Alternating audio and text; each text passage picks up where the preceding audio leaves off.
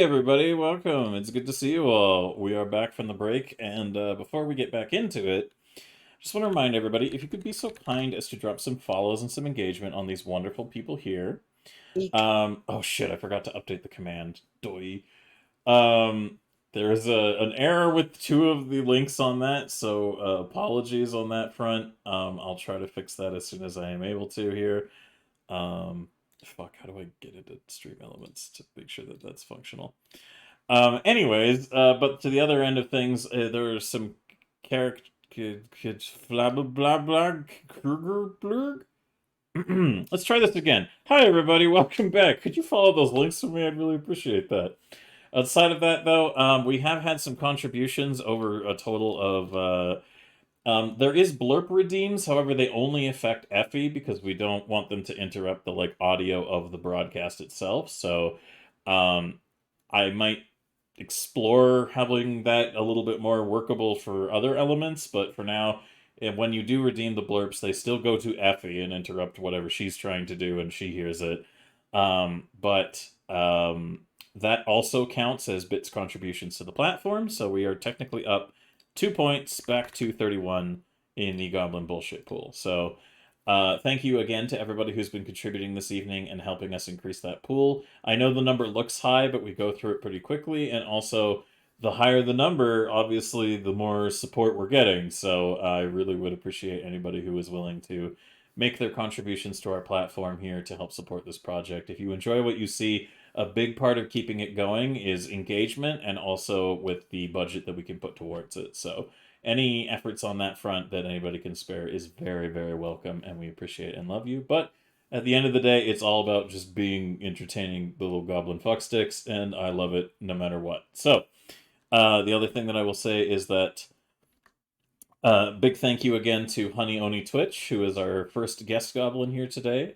You should definitely make sure to give her some follows and some love because she made her goblin reactive herself to tie in kind of like with the theme and vibe of what Ash has made for the reactives, and I think she did a very stellar job on her character there, and it was a lot of fun to have it included. And so she's a very talented artist. She's a very awesome streamer, very good company. I would highly recommend you guys check her out. So thank you again to our guest, Honey, for joining us, and we look forward to seeing what comes of the next half of this session. But before I do anything else, Effie, is there anything you wanted to touch on, or shall I get us back into the session? think I think asking me these questions one day is just gonna result in some terrible stuff, just like the scuba. But r- nah, I'm good to go. Let's give them the show they're waiting for. Well, I try to behave myself. All right, that is fair. So I'm just gonna test something here for a second because the formatting is garbage for Twitch's commands. Let me go ahead and save that. I have it open now, so we can go ahead like this. There we go. That should theoretically function. Uh, oh, there's a playlist for Amz Goblinz there. Okay, cool. That works. And then the auto timer needs to be updated. All right, cool. Sorry, I'm just gonna correct that now while I take a notice of it before it becomes a problem that I completely forget about again. And then we can go ahead and get back in the session. So let me just fix that real quick. And as I'm doing so, let's go ahead and get back into the shenanigans at Sandpoint. So, hiding this and starting a little bit of ambience, we are going to go with this is the one that I also use generally when we're in Sandpoint without anything else going on specifically. But for those of you who weren't here earlier, essentially what ended up happening is our goblins, after having gone to Cracktooth's Tavern, discovered that tonight there will be a sort of improvised performance that will be put on by anybody who wishes to attend. It's an open mic night sort of improv situation. And a reminder to those of you in chat, consider a theme with only one word to propose when I ask for it, because when we get to the performance element of the evening, I'm going to need the theme of the evening's performance from you guys in chat, and then I'm going to need votes on who is going to be the winner of the overall performance at the end of it. So, to that effect, just remember one word theme. It can't be Goblissi. I will pick the best one to be the choice for the evening. I'm sure a lot of you will post trolly things like penises or like getting coconuts stuck in your ass or whatever the fuck. Or Gabassel. Thanks, Thane. Thank you. Thanks. But yes, for those of you who suggest something that isn't along that line, I will 100% pick from that selection. But as we return to our goblins, you guys had just finished an encounter with Dixie, the red-skinned goblin, who is a rather intelligent, if perhaps weak, and a little bit self-aggrandizing of a goblin, shall we say, uh, magic user, for the best general assumption there. You can just call me a bitch if you want. So, yeah, big raging goblin bitch who basically was like, "Hey, I heard that like there was a performance that was going to be happening here." Also, Ari, thank you very much for the follow on Effie's channel. And I'm also going to be performing at Cracktooth Tavern to show everybody like my skills and stuff, and then win the performance for the evening.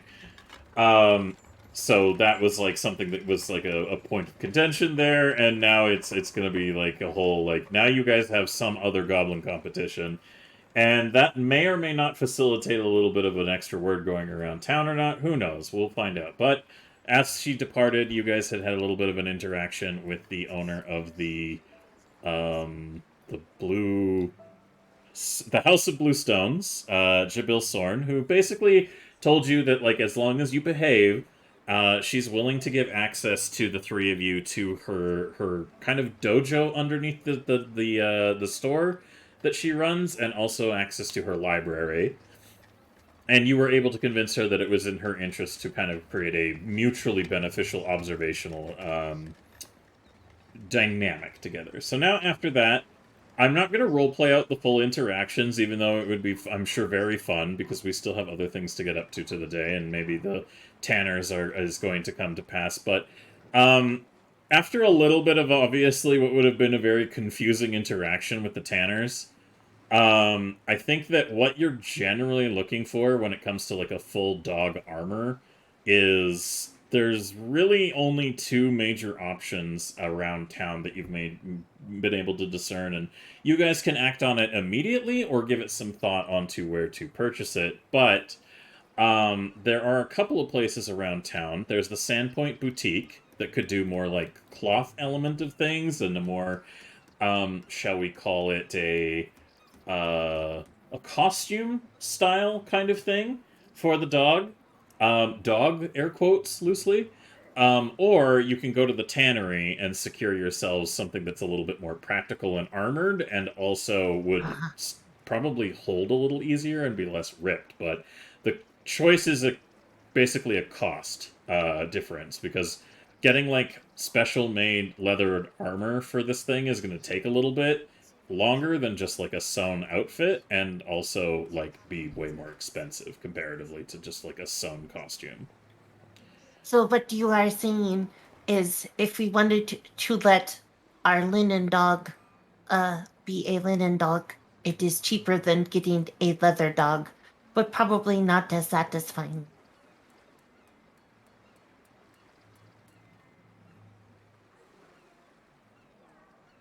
Go ahead. Go ahead, update your sheets.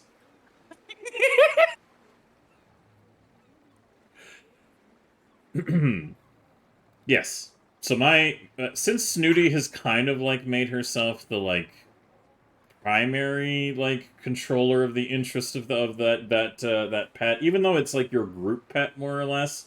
Snooty, what are your thoughts on that? Do you want to like?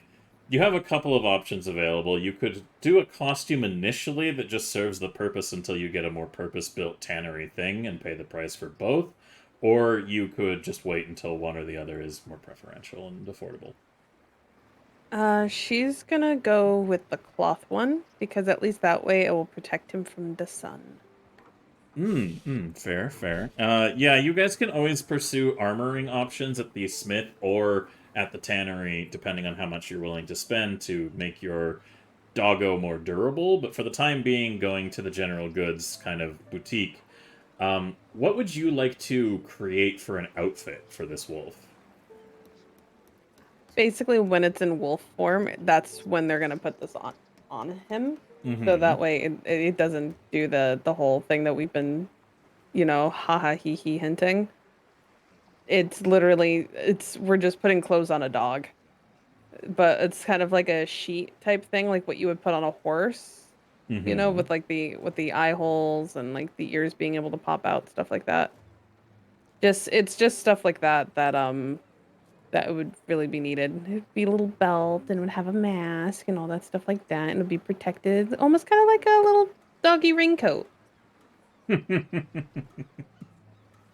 All But it right. hides all the gross stuff of the undead factors. So you could probably get something like that. Let me take a look at your sheet real quick as well.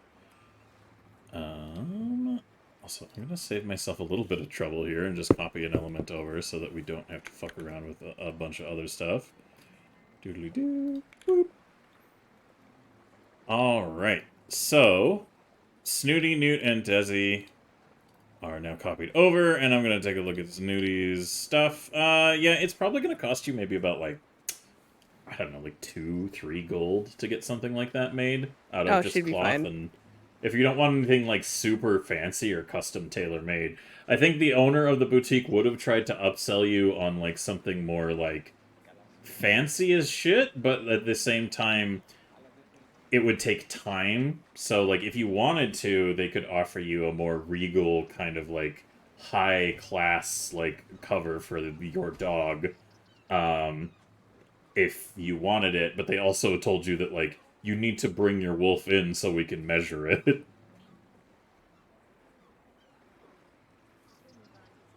So if it was the fancier one, we would have to do it that way, basically.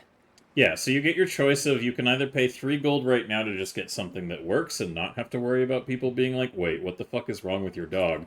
Or you can bring it into the Sandpoint Boutique and basically get a fully measured, more upscale kind of cut thing that will probably take a day to be delivered to you, but otherwise will make your dog look like basically the way that the owner of the boutique, Halis Korvaski, has basically been promoting to you is she's more or less putting forth the idea that she could make it look like you have like a noble animal, like make you look fancy as Mm. fuck, essentially riding atop it. She thinks about that for a moment, and then she shakes her head. She goes, "No, no, no, no. It's the simple for now. Then we can bring dog in next time." All right, so if you're willing to pay the 3 gold, then you'll have that covered for the meantime, and then you can Oh get yeah, the 100%. you can get your newfound ghoul friend out of fucking the cathedral. Yup. All right, perfect. So if you want to reduce that cost, then for the time being, as the rest of before I get to tonight's return to the Cracktooth Tavern and you guys parsing out what you want to do for the evening, are there any little things that Newt, Snooty, or Desi you guys want to do around town or take care of before it? Like just small things. So let me go down each of you. Desi, anything that comes to mind, or are you good? Uh, do I need to do anything? No, I don't think so. I think we're just getting ready. I mean, that was the big thing that we have to do. And the thing that I have to do with the doggy clothes is for later. So Okay, fair enough. uh-huh, uh-huh. Snooty, what about you? Any impetus to perhaps enhance your wardrobe a little bit for performative aspects, or any other little things? She would do that right beforehand because she really wants to take a nap, just to make sure that she has enough energy. Because she's going to do two things. She's going to get herself prepped up and look fancy and whatnot using her magical ability there, which is just basically gussy myself up and hope for the best. But I'm also gonna take a swig of magic wine beforehand. Mmm. Yeah, you're gonna take a good swig of that wine, huh? Yep, but only before we walk into the building. So then that way she's still all nice and gussied up, so she wants to take a nap first. All right, perfect. And Newt, any other ideas on your end? Will you also join in the nappening, or do you have other things that you'd like to perhaps do? Newt's just gonna wander off and look for shinies and crit and animals. All right, give me a perception roll, please.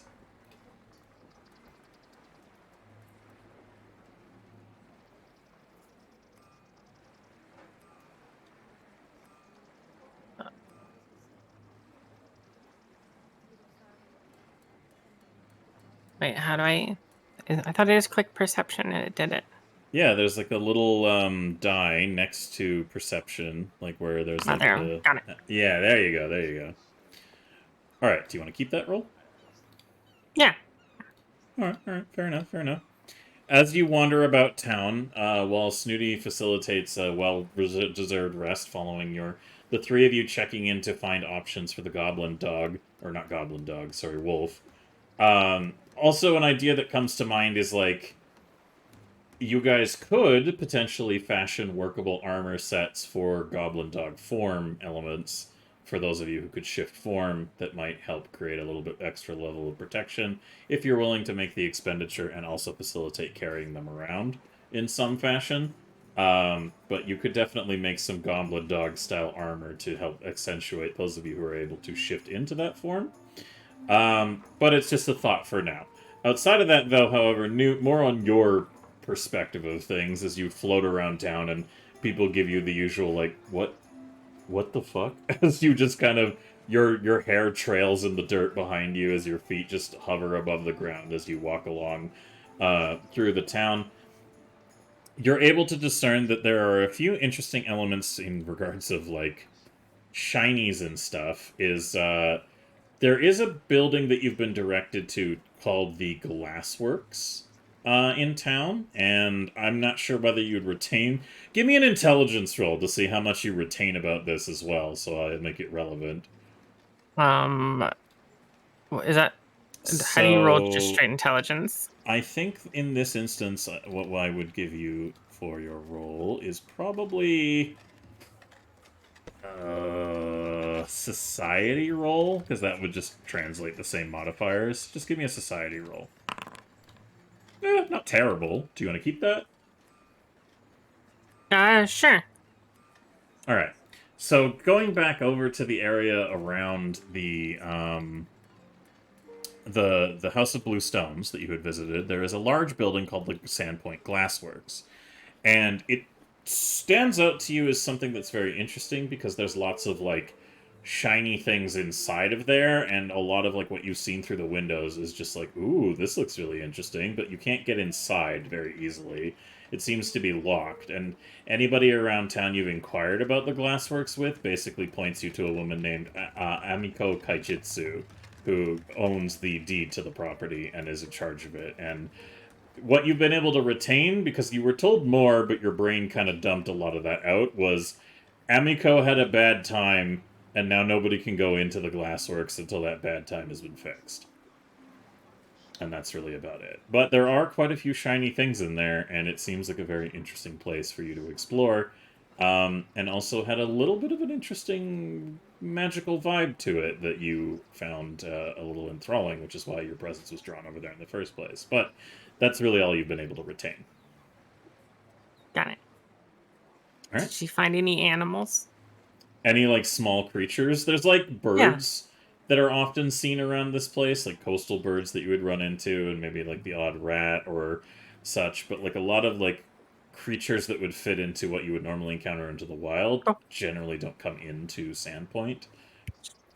She's gonna pull out her Desi makeshift notepad and try to best that she can copy the sign into the notebook.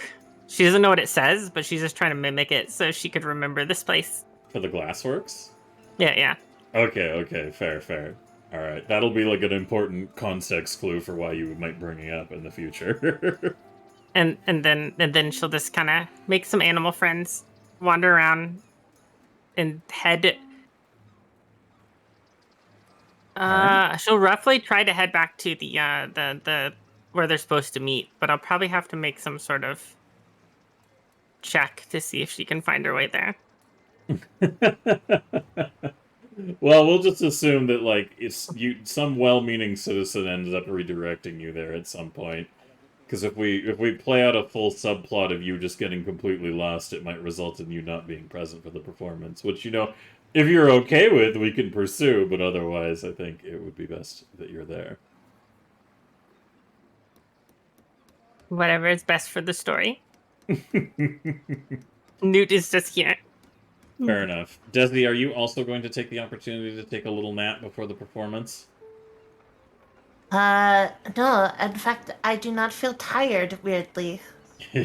So, I think I will work on crafting stuff. I was hoping that you would try to become unconscious alongside Snooties to lose that, but I see you've already bested me. Well done. What, you don't want to give up the goblin table that makes you immune to needing sleep until something knocks you out? Yeah, no, that is... Imagine having all the time in the day. Do you know how many things I can make unsal? Alright, fair enough. Also, to our guest goblin, Dixie, is there anything that you would have perhaps wanted to have been doing around town before you ended up at Cracktooth Tavern for the evening? I mean, to be honest, I was just running around looking for proper mana potions to properly deal with the amount of mana that I would be expelling at this event. Okay, so you want to find ways to regenerate your magical capabilities, essentially, without having to take a long rest. Yeah. Alright. Give me a perception roll to see how well you manage to facilitate a finding that to your benefit. Okay. Alright, do you want to keep that roll, or are you good with it? I think 16 is fine. Yeah, it's enough. There's definitely a couple of different methods and mannerisms around town that you could purchase. I assume through your usual method of paying for goods and services? Oh, yes, through my usual method. Alright, cool. Let me get or I guess technically I'll do a roll for the merchant that you end up interacting with then. Alright, I guess I should probably do a roll against that, or is that just... I don't think it's a comparison roll, it's just a roll that they would make for a... yeah, okay, cool. I got it now. It's just a will saving throw for anybody involved in that. So I have the general merchant stat here. We'll do why is the will so high? I don't understand. Let's fix that, shall we? They don't need to have a +10 to that. Oh. If they add a +10 to it, then I don't know how I got this far. This is the default stat line for a generic merchant from the fucking thing, and they're like, merchants have +10 to will save. So it's like, damn, whoever works at Paizo really doesn't like it when people fuck over merchants. Alright. I'm gonna do a roll. I believe your DC for stuff like this is 18. For your, magic modifier for a DC for things. So, boop. And, darn Holy shit! So, unfortunately, dude, your best efforts seem to not really result in you being able to pay for the necessary materials that you're looking for, because most of the merchants around town have had dealt with their fair share of swindling illusionary, and even though to you genuinely believe that the gold that you can summon willfully in any amount constitutes confirmed payment, for some reason they just were never very cooperative with your attempts to pay with your imaginary not actually here for a long time gold. This is so unbelievably sad. So, unfortunately for the evening's performance, The limits on your spellcasts are only exactly what you see on the... So you can cast 4 level 4 spells and 1 second level spell before you take a rest to regenerate them. So you'll have to use that second level spell you have very wisely. I only get one of them? Yup. Oh.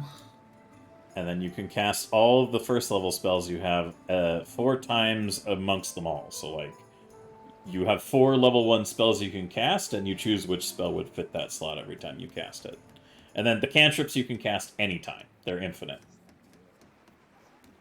Alright, but with that information, anything else, Dixie, or shall we go to everybody culminating at the Cracktooth Tavern?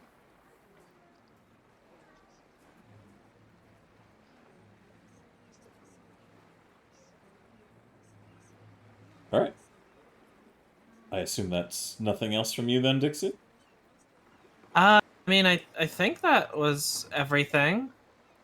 Alright, perfect. Well, in that case, makes sense, and now we finally transition over to the map I've been wanting to show everybody this evening. So let me go ahead and change the ambience a little bit. And another big thank you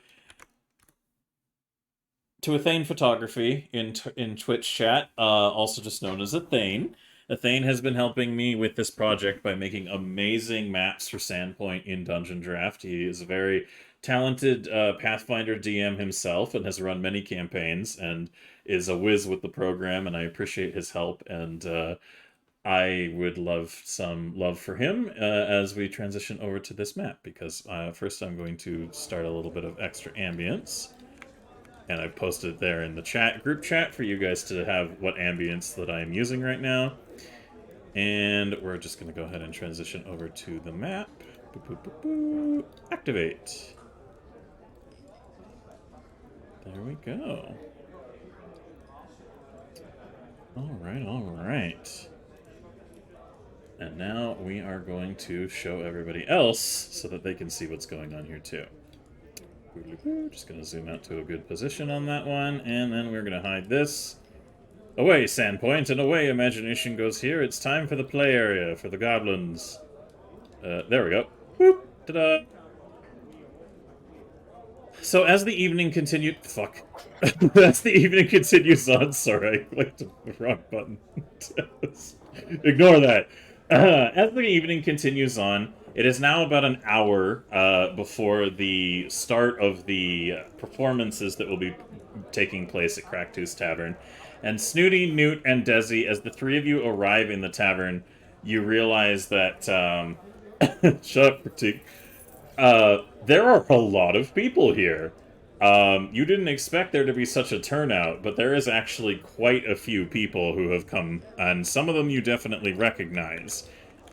Least of all, including the headmaster of the, basically, like, how do I describe it? The school, the local school, Ilisaris Gandari, the owner of the brothel, the Pixie's Kitten, Kei, Kendra, the mayor of the town. Denise and Oleg are both present here, as they have learned that you are going to be performing and have come to support, you know, as good goblin parents do.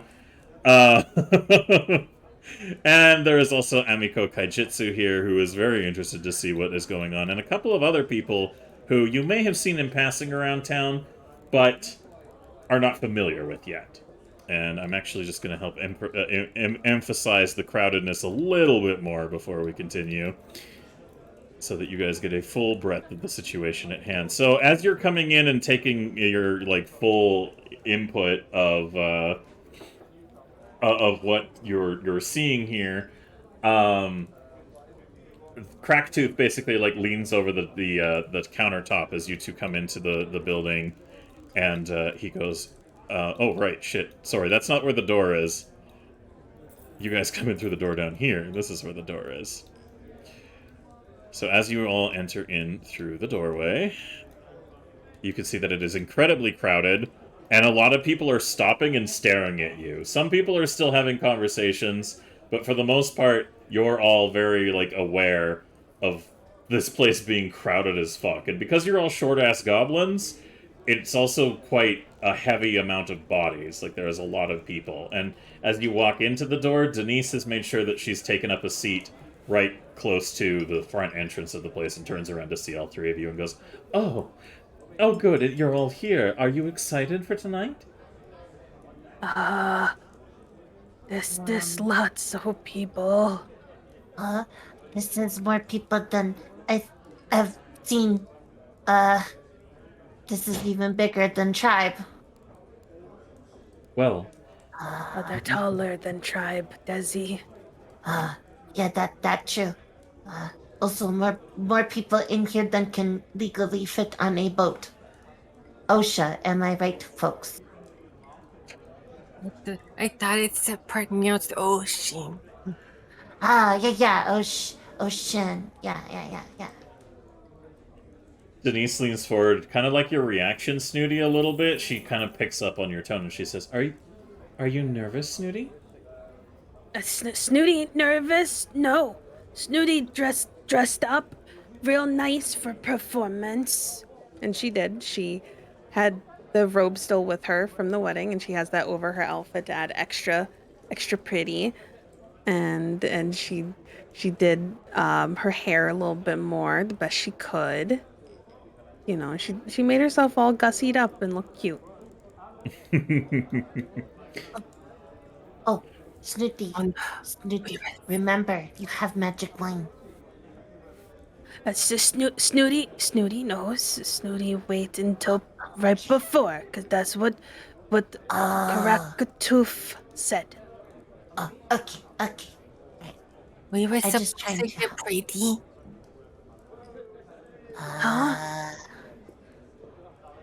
I didn't get pretty. You always pretty. Snooty tried to be celebrity, so Snooty has to change appearance. Oh. Yeah. Okay. Well, Come over here, Newt. I will do very your relieved. hair. Newt looks very relieved, like she forgot something, and then she's like, "Okay, good. I wasn't supposed to." So as you're all moving forwards, Oleg is sitting next to Denise and is just like, he's like 2 cups in by this point, and it like shifts and lifts a drink to you and goes, "Oh, it's really good to see you all. I'm looking forward to whatever you're going to be doing for tonight's performance. Denise said that it's probably going to be quite an impressive act."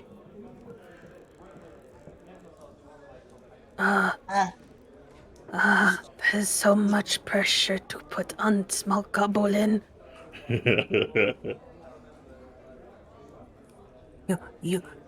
You got this, Snooty. I believe in you.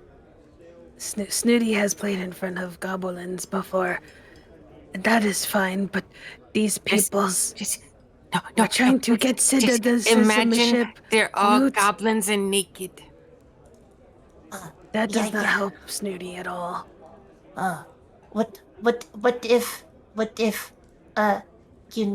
they were all queens that you had to impress? Would you still be under pressure? hate you. Everybody gets 2 XP.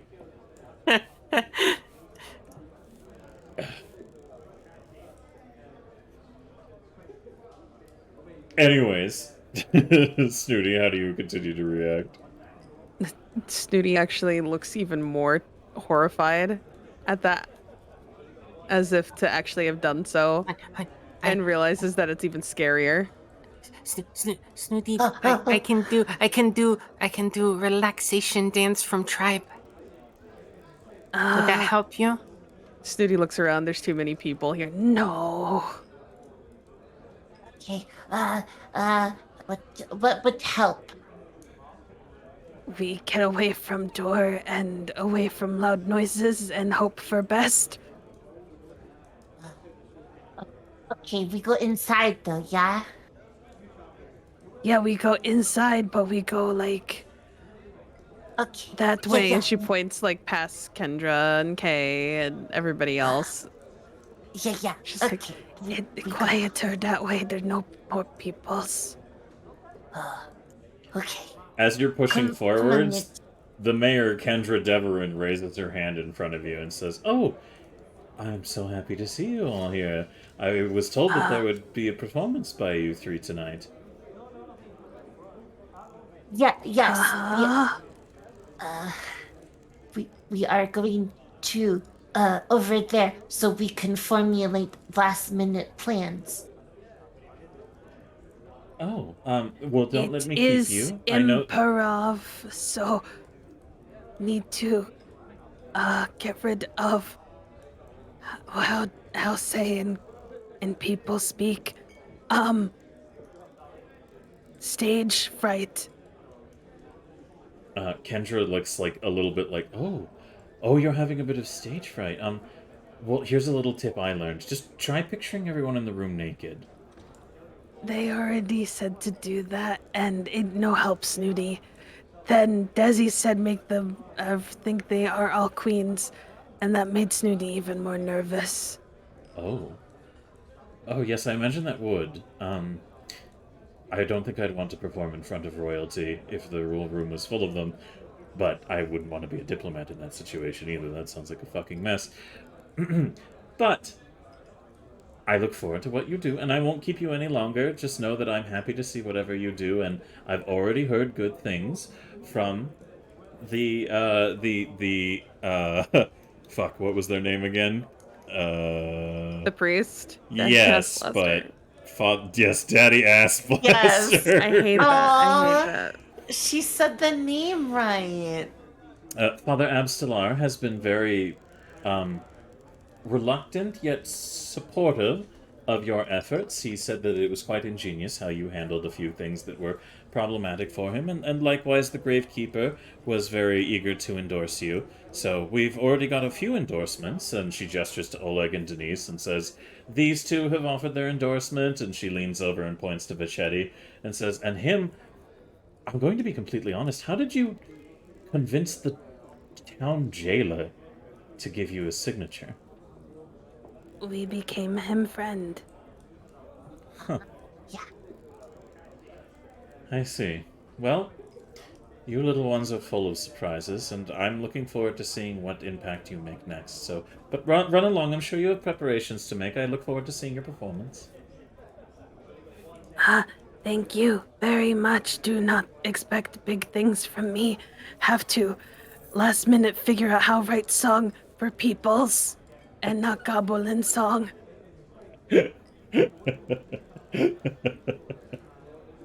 I love it. So, Snooty and Desi and Newt, you guys all head over towards the bar, I assume. Newt wandered away long ago during that conversation and went Okay. to the bar.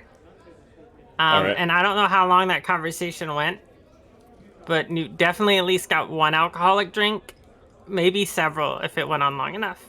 All right, Snooty, where are you headed? The drink, that's This a is- real strong one. She wanted to go right over here and hide away from all the people. That's where I had actually tagged over here beforehand. She wanted to be away from all the noise just for a moment to calm herself before performance. All right, so as Snooty goes over to like a quieter space near the bathrooms, Desi, what about you? What would you be doing in this instance? Oh dear. Newt is getting plastered, and Snooty is like having a little bit of like a "oh god, so much pressure" moment. So, what's your course of action?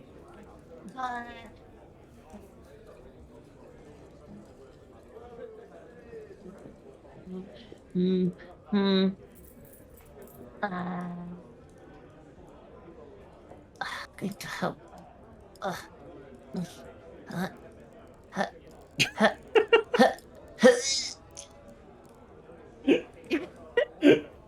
This is hard decision. I am only a small goblin, and this is big pressure. Newt is getting drunk, which might be good for Newt, but probably bad. Snooty is having a panic moment. Wish to help as well. I stopped Newt first. All right, so Newt, you're just you're helping yourself to that like really strong shots Yeah. of whiskey or rum that Cracktooth had given you before. Yeah. All right, so you're probably about 3 gold down worth of those shots by this point. Okay. Do I need to Yes. roll anything? Yeah, Cracktooth would not have given you a damn thing if Uh, you didn't pay him. So reduce your No, total no. gold by 3. Yeah, and yeah, then, yeah. Yes. Don't worry. Newt, I want you to give me a fortitude save, please. All right, yeah, it's same. I think at this point it's safe to say that you have a very strong disposition against like hard liquors of many types. So until another liquor makes itself known to you that we'll roll for, I'd say that it's going to take a fuckload of these to actually like impact you in any meaningful way. You have a good buzz going on, but you're not like drunk. Yeah. So Desi, you come up to Newt, who has slammed back her 3rd shot by this time, as you can see on the table, and Cracktooth just kind of goes, "Huh. Well, I'm glad that you all showed up. Truth be told, I made it optional, but I kind of let the word slip that there would be goblins performing here tonight, and it seems to have drawn quite a crowd." Yeah, you think, yeah, we're going to have a performance, but, Newt, how many drinks Yeah. have you had? Holds out her hand and starts like going like holding up fingers and being then kind of after staring a long time goes that many and points at the bar.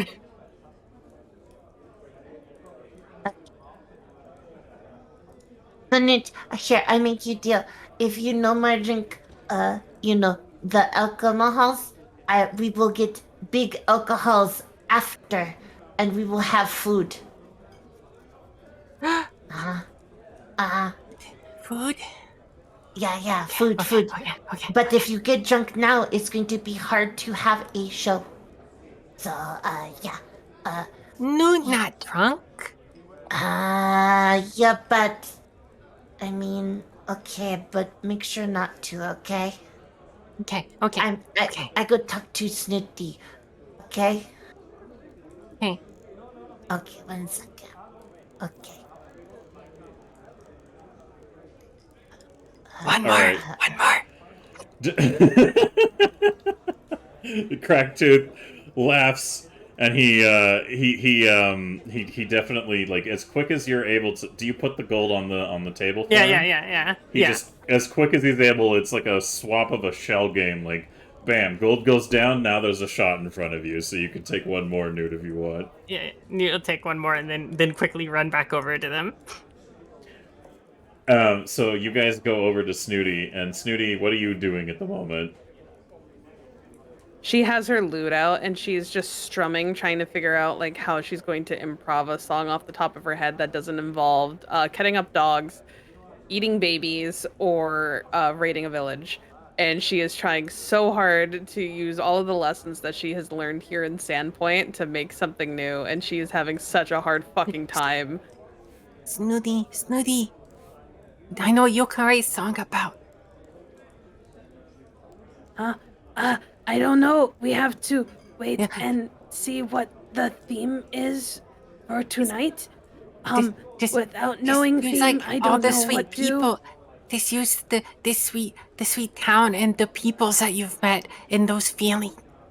That seems like what a human would do.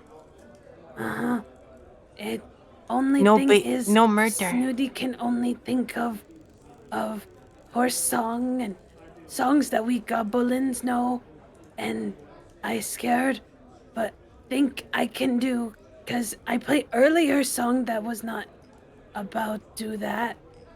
Is song that Snooty thought of from here. And she like pats her chest where her heart, like, but on the wrong side. But you get the gist.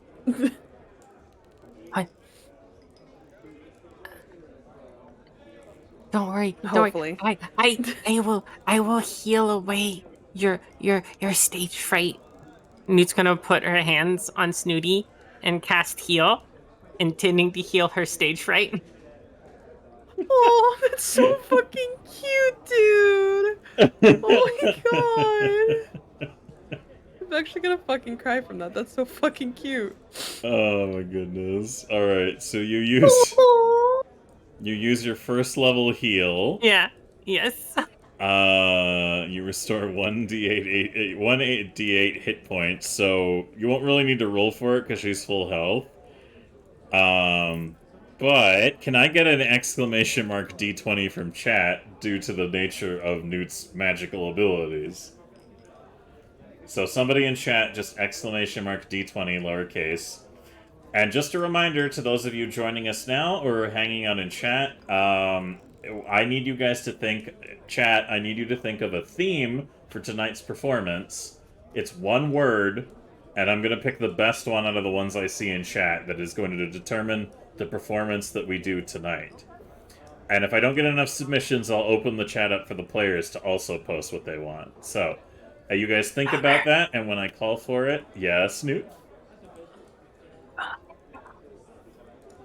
Am I hearing goblin bullshit go, or is that... Yeah. Okay. Oh, good. Good.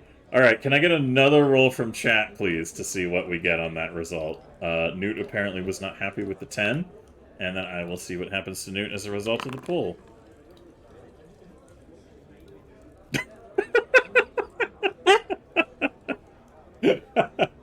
Okay. So... Newt, you reach out and heal Snooty, and you channel your kind of like magical energies into it. And Snooty, you feel like a calming warmth come over you, like your anxiety is being dissuaded a little bit as this kind of heartwarming gesture of using this limited magical like expulsion of spell to just like help calm your feelings. So Snooty, you feel like very gracious and happy about the whole situation. And then, Desi, you feel a rock appear out of nowhere and land on your head. That is weird. It appears that the rock has appeared in the air. I don't know. I should have moved when I felt it appear. No, Desi. I used my heel on Snooty. I'm sorry. Okay. Newt, that was very nice of you. Oh. Newt will like nod, very proud, and be like, "You got this, Snooty. I believe in you." Thank you. I will do my best. Desi, Newt, I will need help with making performance good. Desi, do you know any light bomby things or make smoke bomb but only at feet?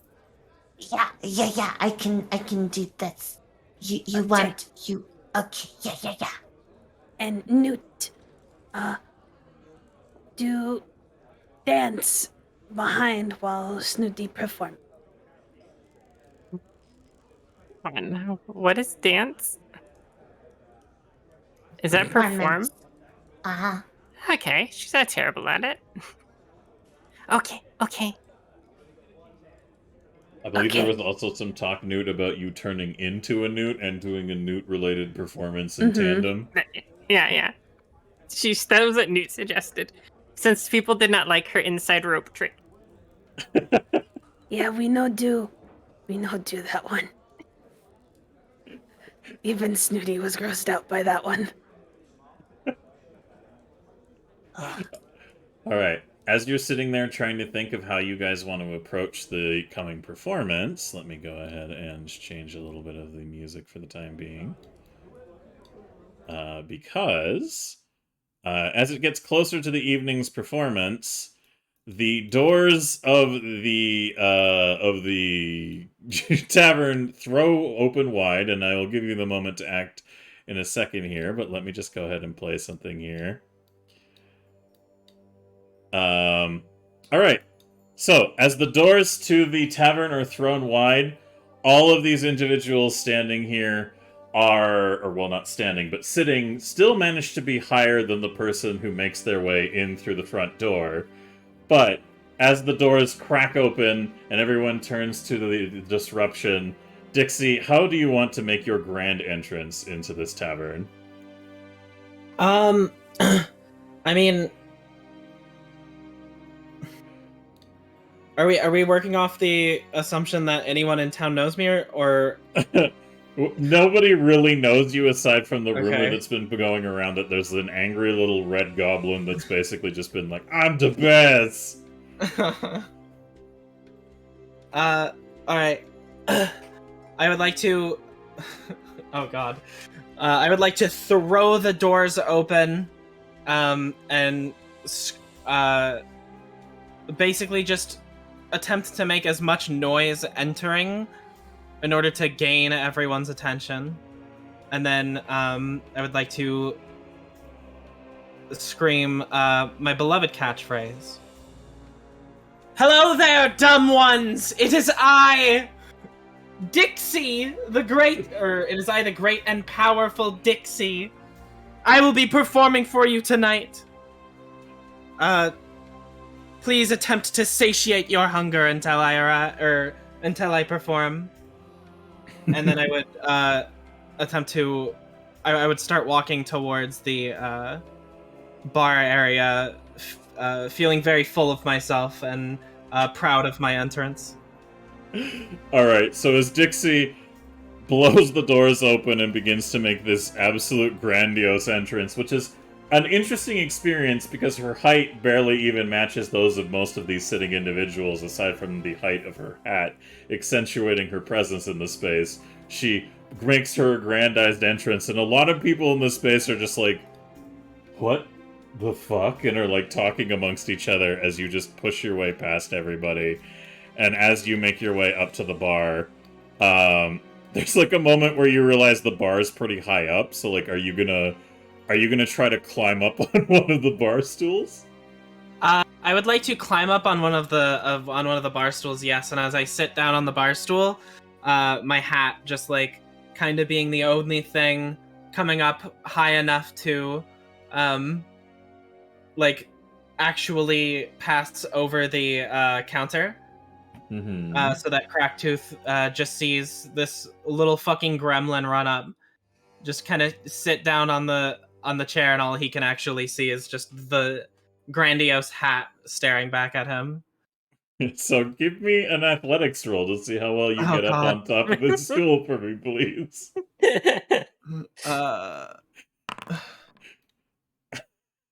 Do you wanna call Goblin bullshit, or are we gonna facilitate that one? That's already better than.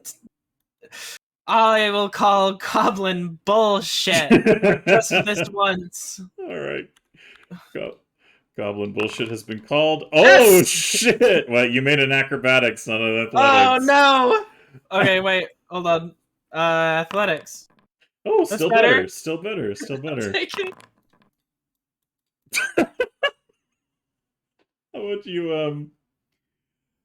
How do you like What? to just deal with the loss of a toe while this is going on?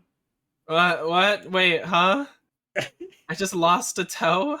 Yeah, you have Wait, one was it, less like- toe on your left foot. Was it painful, or did it just kind of happen? No, it's just gone. I mean, whether you can choose to regard it now or keep it as a later issue.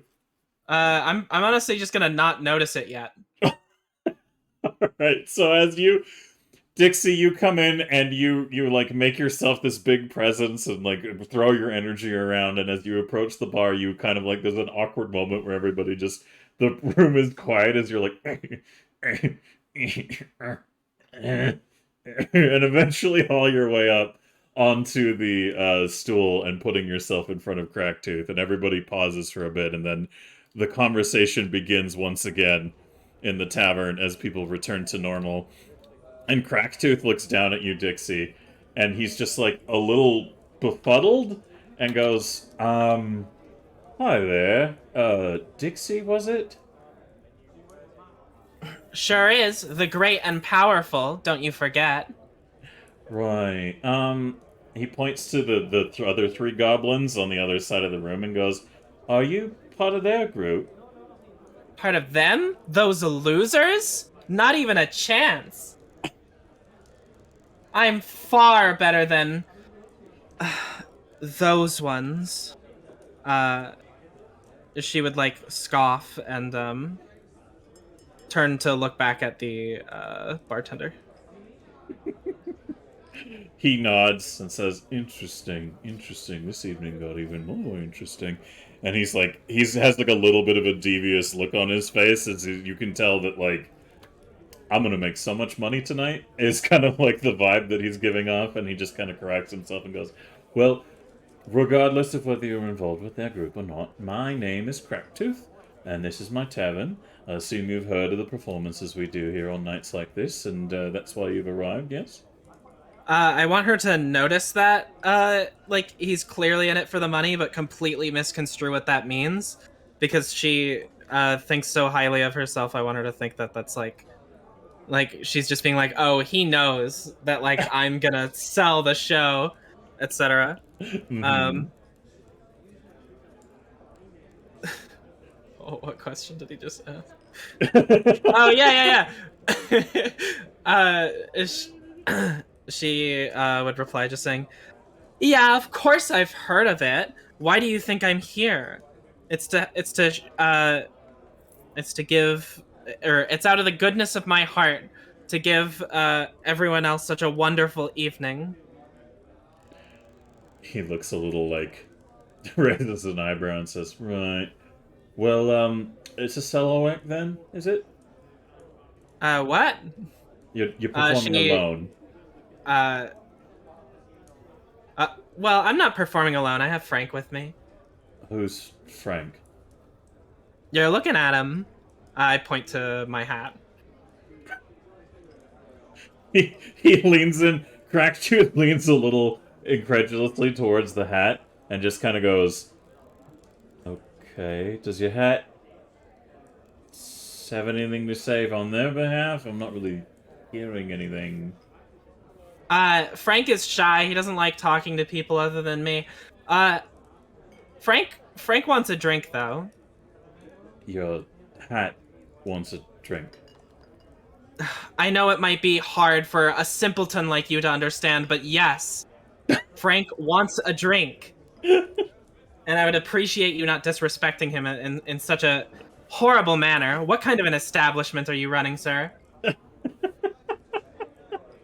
Cracktooth is like, he's partially bemused, partially like, okay, this bitch. And he thinks for a minute and he goes, well, if your hat needs a drink, it's probably a magic hat. Am I safe in assuming that? Not as magic as me, maybe. But he sure can try. And he leans forward conspiratorially and says, you know, I've got a drink that's magic myself. A drink that's magic? I lean in inquisitively. Yeah, that's right. I do. It's a special type of wine, and he takes out like a little, like a bottle from behind the thing, and he says, I could sell this to you for not only your hat's pleasure, but, he leans in even more, when you drink this wine, it'll help you do better on stage. It helps create an air of confidence and performative grandiosity that many strive to match in their day. And all it's going to cost you is 10 gold for this bottle. I look into his eyes and scoff, actually. You think I need some dumb bottle to manage? Frank might have some stage fright, so I might still buy it from you. But I'll have you know, I do not drink, for I do not need it. And then I will attempt to pay my normal way. All right. Oh boy. Oh boy. Oh boy. All right. Let's see how the will save goes. Hey! You decide your original method of conjuring the money to pay for said things at the beginning of like your time around town was a little heavy-handed, and you're like, maybe if I just keep it within like a reasonable realm. So you just conjure the exact total needed in front of him, and he looks at it a little bit curiously and goes, "Huh. Well, that's an impressive trick. That's a. Where do you put your gold when you do that exactly?" In my hat. Frank likes to hold on to it for me. Well, you're full of surprises, aren't you? Well, I look forward to seeing whatever you bring to the stage tonight. But here you go. He hands you the bottle and a drink, and he says, and on the house, he just hands you, like, a normal, like, thing of ale. And he's like, make sure you drink that before the performance. It's only going to last a short amount of time, and in order to get the best effect from it, for Frank, pointing to your hat, you're going to need to drink about, and he gestures to the glass that he handed you, about this much each time. I completely ignore him and attempt to pour the entire bottle onto my hat. As this is going on, Snooty, Newt, and Desi, you three have noticed the arrival of Dixie, the angry red goblin. Well, not even angry, more so just, like, bitchy red goblin that you encountered earlier. How did the three of you want to react to her presence? Snooty's gonna get even more stage fright. She finally got over it and then sees her and goes, "Whoa!" No, Snitty, listen to me, She Snitty. said she is the most powerful dick. Yeah, but Snitty, listen, Snitty, listen. It is not the proposed size of the dick that matters. It is what you do with it. And Snitty, by the big fangs in the sky, I know don't know that what you that know what to means. do. Like, hey, all dicks think they're the best. Yeah. So what you have to have is even bigger dick's energy. You got to look at the dick and then pity the dick, for it is smaller than your ginormous energy. Yeah. But there I is think I should only just drink this whole bottle of wine all at once. And maybe it will make me get the confidence for this performance. okay. But listen, there is only one dick, and there is three of us. Yeah, three of us can easily beat one. God damn it! I can't. I can't keep a straight fucking face. Jasmine, high five. I'm gonna need you to add 2 XP to your sheets, please. I can't, dude. I fucking can't. It was right there. I'm sorry. It was. I served you that dick up on the Yeah, silver you platter. set it You up did. so perfect.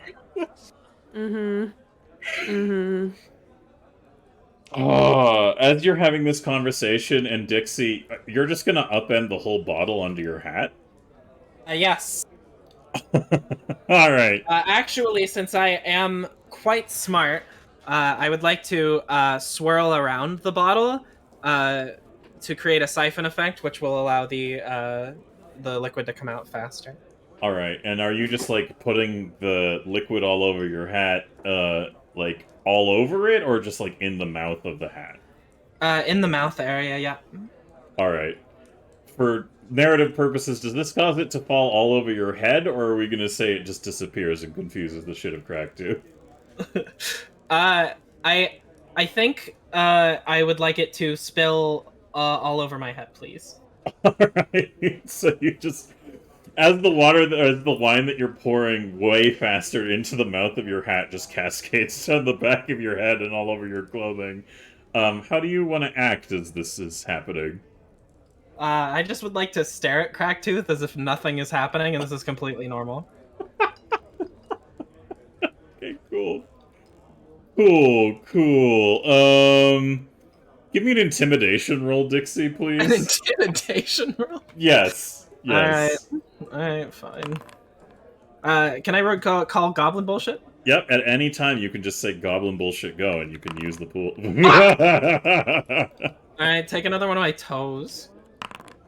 I'm sorry for wasting all of your guys' points. What is this? What? This is an option? You don't have teeth at the moment. How do I deal with that? How much time do we have before they go on stage? As you ask that question, Cracktooth like looks at you, watching the water, like the wine cascade down your body, and then like your teeth just kind of hoop into your mouth, and you just do nothing. You don't break character. He just kind of leans back a little bit and leans under the desk and pulls out a fucking small little like wooden keg, and he starts shifting it around and looks out and he goes, Attention! Attention, everybody! Attention! Tonight, I will be drawing the theme of the evening's performance, and all of our performers will have 10 minutes to prepare themselves to perform. I will also be selecting who will be going as I decide. Those of you who have all been registered with me are registered now. I know who is performing tonight. I will gesture to you when it is your turn to go on stage, and you will do your best to perform in line with the theme. And as he reaches into the container that holds all the little theme tokens, now chat, I have a very important job for you, chat.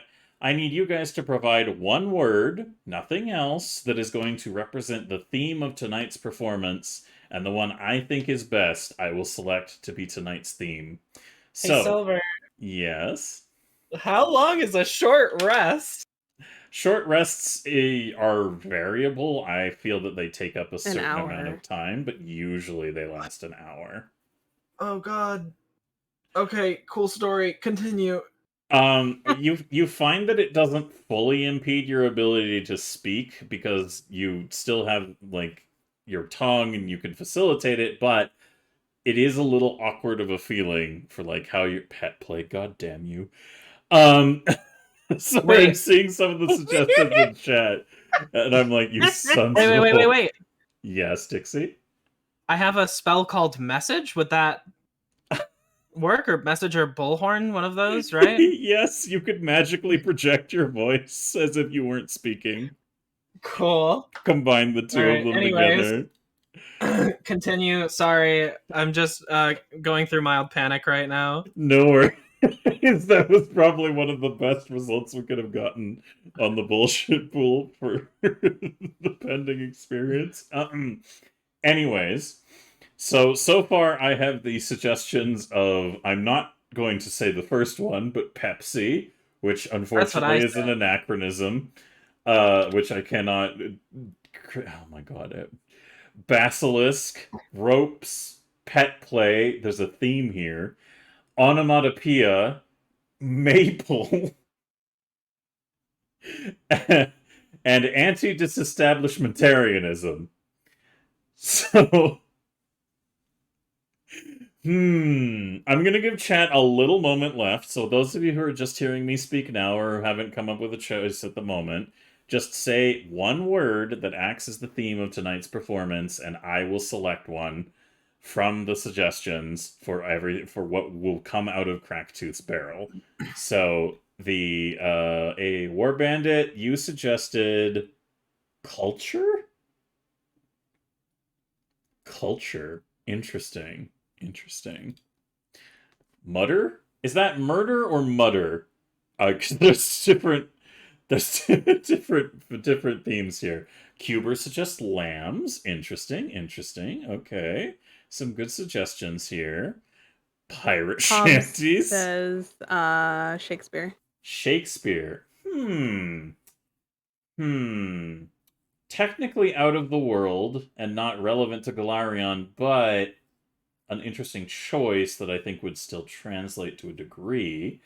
So I could consider that. Last chance for everybody in chat. Make your suggestions now for the theme that we're going to use for tonight's performance.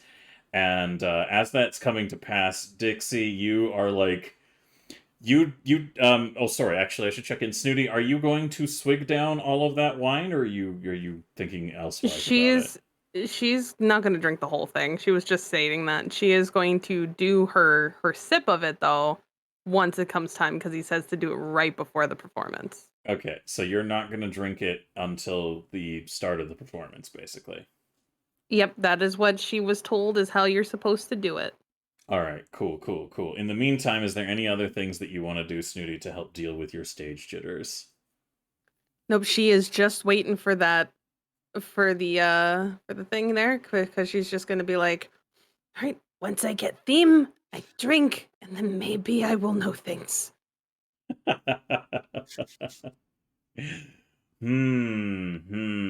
All right. Well, I've got some really good suggestions.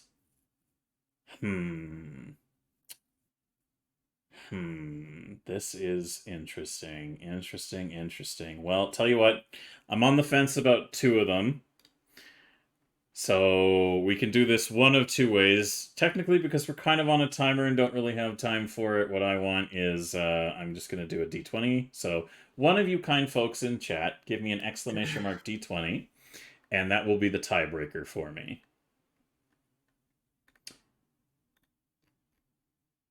So on the low end of the roll, I am going to be choosing... it's really tough. Some of these I feel could be adapted in certain ways, but I also kind of want them to be within the realm of interpretable by goblins, so I'm doing either lambs or shanties. And with that roll, Cracktooth reaches into his barrel, the cracker barrel, if you will. And as he pulls it out, he pulls the little wooden shit out and he raises it in the air and he goes, "Oh, I love it when it's this night. Shanties!" Yes.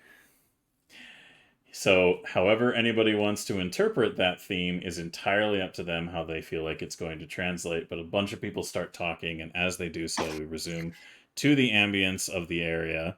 So I'm going to go ahead and unmute that ambience now. Also, Chaos Lover, thank you very much for the follow. We appreciate it. What's a shanty? So this is something Snooty knows, because Snooty remember listening to people on the big place where where the big butts go and sit in the water.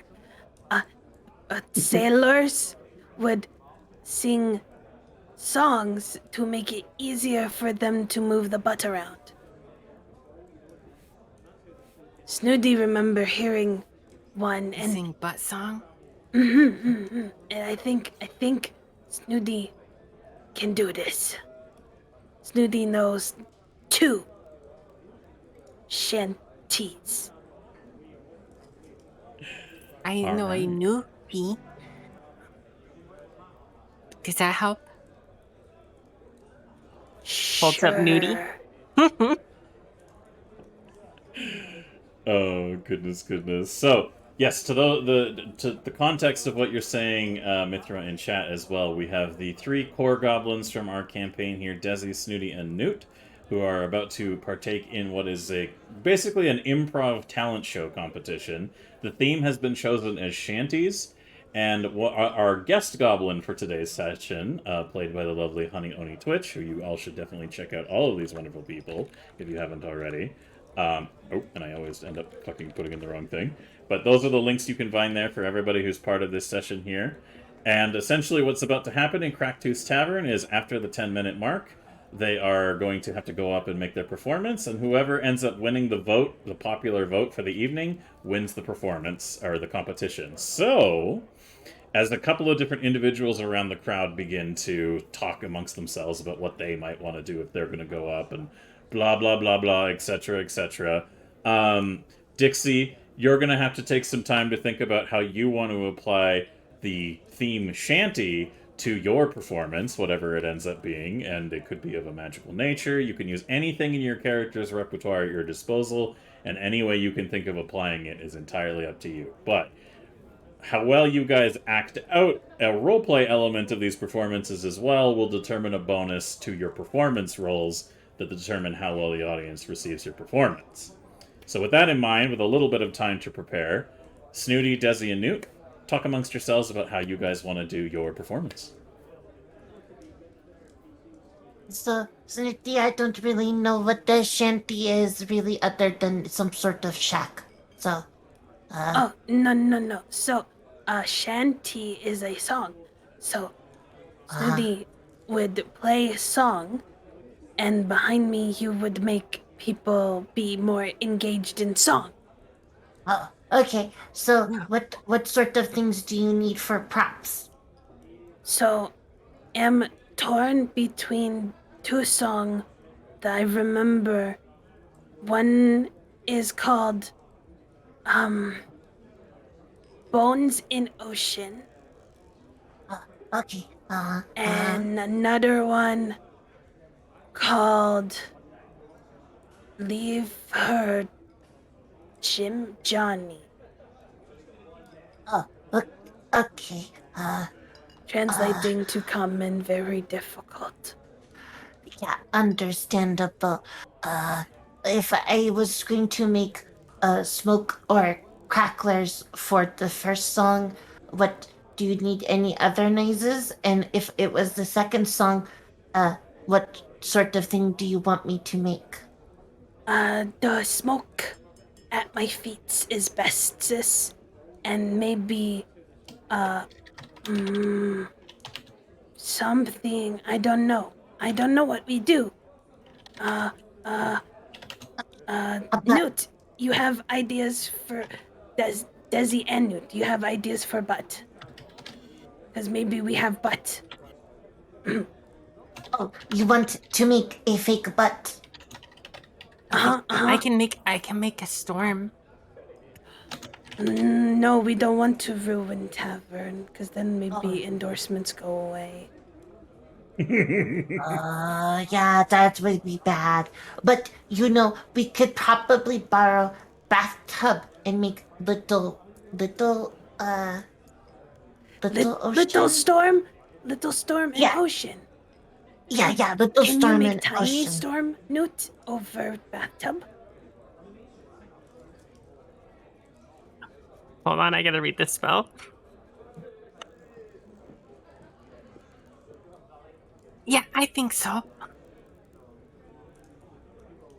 I can make tiny storm, I think. Okay, so we make boat. Put bathtub behind a boat. You sit on stool while singing, so it makes you look like you are on boat. And then I will make sound effects for the smoke and I don't know the fizz bangs if you want them. And We just make sure then- nothing catch fire. Stares at Yeah. Dizzy. No fire. No. Listen, when have I ever started a delicious, bright, wonderful Stares fire? at Dizzy harder. I do not know why you are staring at me. I have only fought fires while I was here. I am innocent. But no fire, so be careful. Fine, no fire. It would be very pretty, though. Yes, it would be pretty, but no fire. Okay, no fire. I will have to take a moment to adjust smoke bomb so it is heavy. So it stay at feet and not. Yeah, so it's okay, the okay. Yeah. Have to use water, not smoke that raises. Have to use water to make heavy. Oh, okay. Yeah.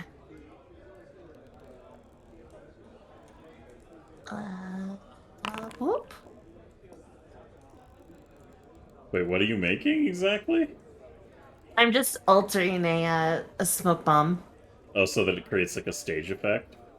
Yeah. Okay. Cool. Do you want to keep that roll before I tell you the result? No. Goblin bullshit go. Yeah. Hey, there you go. Let's see what Desi's afflicted with. Okay. I don't know if that'll become relevant, but if you get poisoned, it heals you. Oh, I'm not resting, and therefore, if I don't have to sleep, Oh, then I am immune to poison. No. I'm not letting that stay that way forever. You take a short rest, even though you're not sleeping. You can still take short rests. No, you're not immune to poison. I'm only taking long rests then, Big Brian. But poison damage does heal you this evening, so, I mean, if that ever becomes relevant, I don't know if it will, but, like, Okay. until, yeah, you have resistance, you're healed by poison damage until the end of, like, an hour, or now, like, 2 hours. Sounds good to me. You just kind of run up to the bar Mm-hmm. and ask Cracktooth if he has They're gonna describe the size, but like a bucket or a tub of that they can have water in. Cracktooth gives you a strange look and goes, I guess I could get you like a tub of water. How big do you need? What do you need it for, Newt? She's gonna like start to say something and then look over and see Dix stare next to him, be like kind of narrow eyes and lean in and be like, "Can't give away this. There's competition here." Dixie, how do you want to respond to that? I can't respond. If anything, I've kind of been waiting for a moment to panic and run into the bathroom. Okay. So as I see you guys walking up, I panic and I run into the bathroom. All right. Thanks. You're welcome. Desi, do you follow them over to the bar as well, or do you have another idea in mind? Going to follow them over to the bar. And I'm just going to continue crafting. I'm just going to take some of basically the bombs that I have. I'm just going to take the weaponized core out, just so they bang and boom. Not shrapnel or catch fire to anything. Just basically gunpowder, with some of the priming rocks, the priming flint, if you will. So if I throw them on the ground, they just explode and pop. Uh-huh. God damn it, War Bandit. Alright, so Desi, you're heading over to the bar with the rest of the goblins, and Cracktooth is a little confused, and then as Snoop floats over, Dixie is just kind of like stuck in being like, what is going on with my mouth? Like, what the fuck? Am I missing a toe? And then you just see them coming over, and Dixie, instead of being like, haha, snide comment, you're just like, bathroom, go! And just rush past them. And as they're all at the bar, Cracktooth just looks at you, Newt, and goes, okay, well, looks like your competition is gone for the time being, so tell me again, Newt, what is it I can do for you to help with this preparation for whatever act you have prepared? Truth be told, I'm pretty excited to see what comes out of you three. Whether it's an absolute mess or a complete wondrous performance, people here are going to be talking about it for days. Do you have one of them? Points at one of the barrels. Be like, do you have one of those that can be cut in half, or something approximately that size? He nods and says, yeah, I've got a couple of half-barrel sized containers in the back. I could plot back there and grab one of them for you, if that suits That you will be first. that will be the C. We are doing a dramatic what's it called? Recreation of a shanty that I know. Desi, can you do lightning? Yes, I can actually do lightning. Okay, I got a plan. It's a plan. Okay, you have a plan. We put So, yeah. we put barrel with water, and then we take smaller barrel as boat, and then I make there be vines behind barrel for island, and make wind for storm, and you make lightning.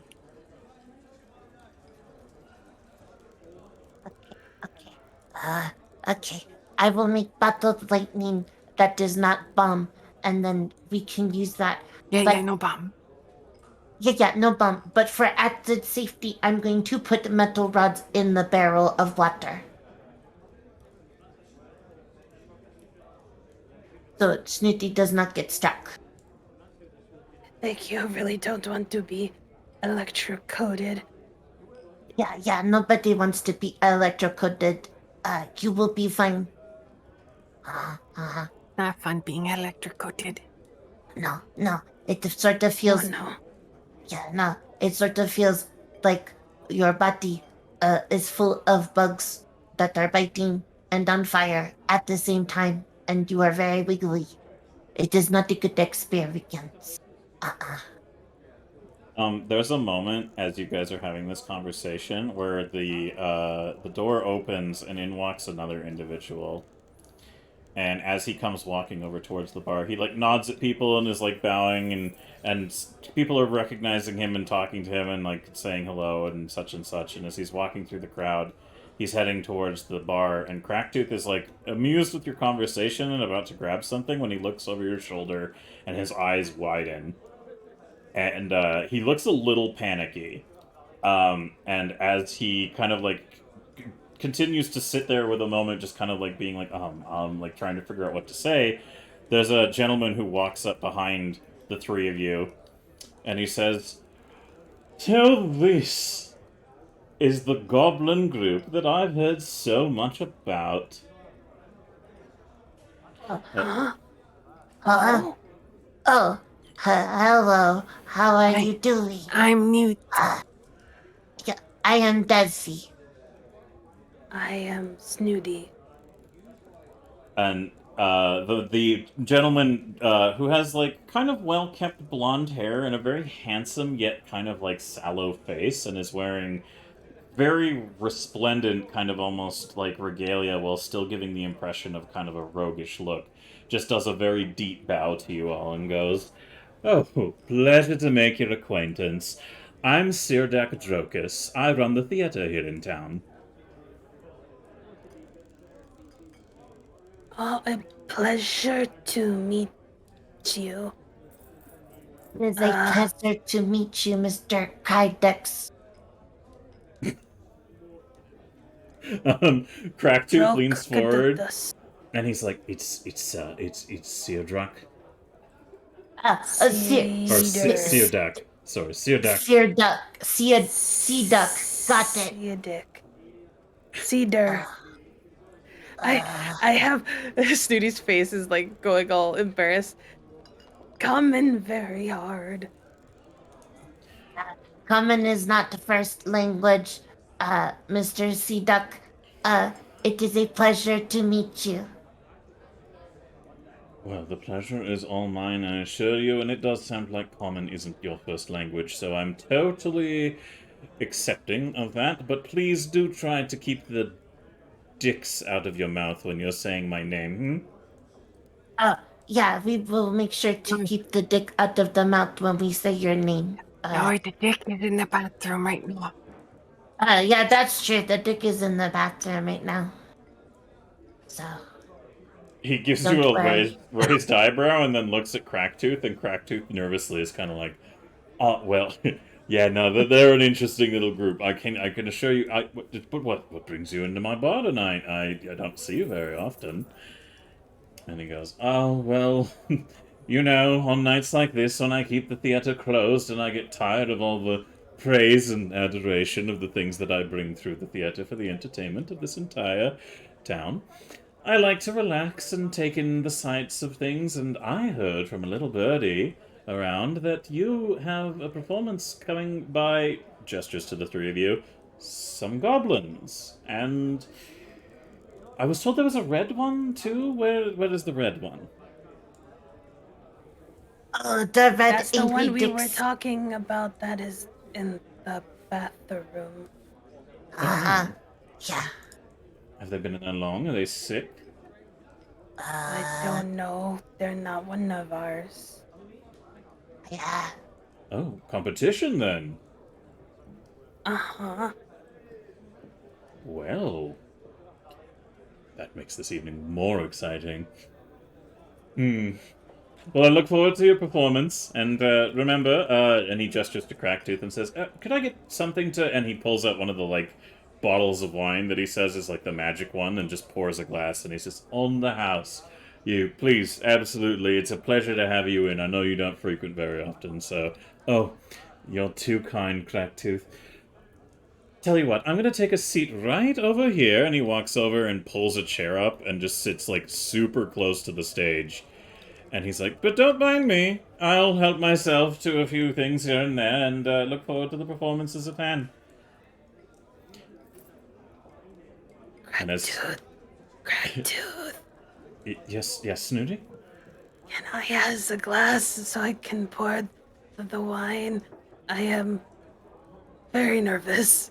Oh, absolutely. Here, let me just And he reaches under and puts it for you, and he goes, to tell you the truth, I'm a little nervous myself. It's not often I get to see Mr. Dracus in here.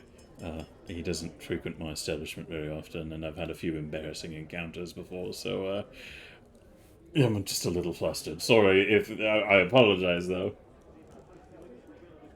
Can you open? And she goes and pulls out the bottle of wine and she puts it on the counter. And she goes, Can you open this? Oh, absolutely, my darling. And he pops it open easily as any bartender who's worth his stuff does and pours the glass almost right to the brim, swirls it and takes a sniff, and he goes, I am really an artist when it comes to this one, and pushes it over towards you and just says, there you go, Snooty. Now remember, don't slam it back until you're ready to get on stage. Does it have to stay in the bottle, or can I pour it in a glass before going on stage? Oh, he poured the glass for you out of the bottle. oh, cool. So she's just holding the glass, Yeah. just waiting then. And he Okay. he recorks it, and he goes, now remember, you've opened this. It's only going to be a little while before the effects wear off. So whenever next you need to make use of this wine, I would suggest you do it within a couple of weeks.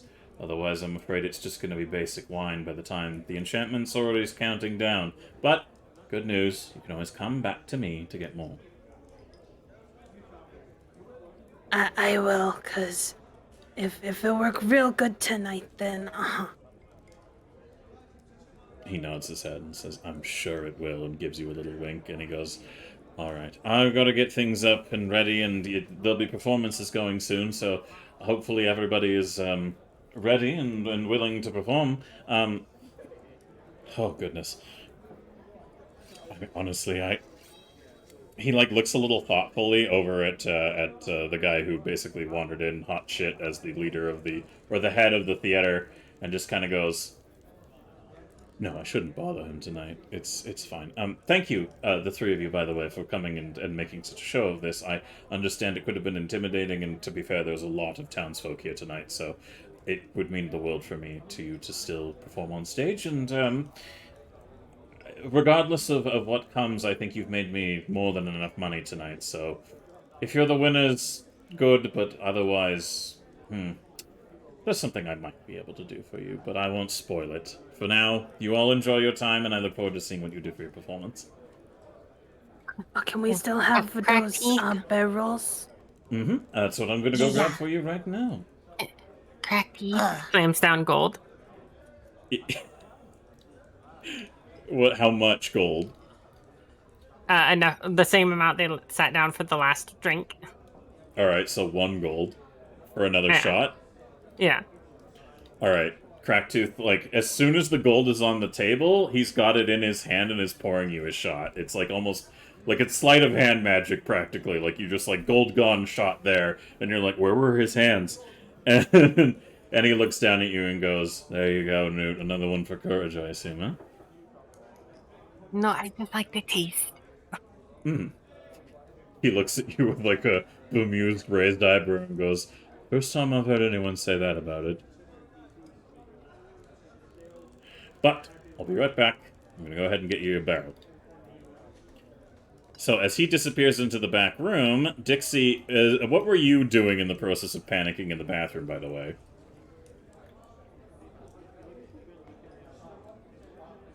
I was muted. You were muted in the bathroom?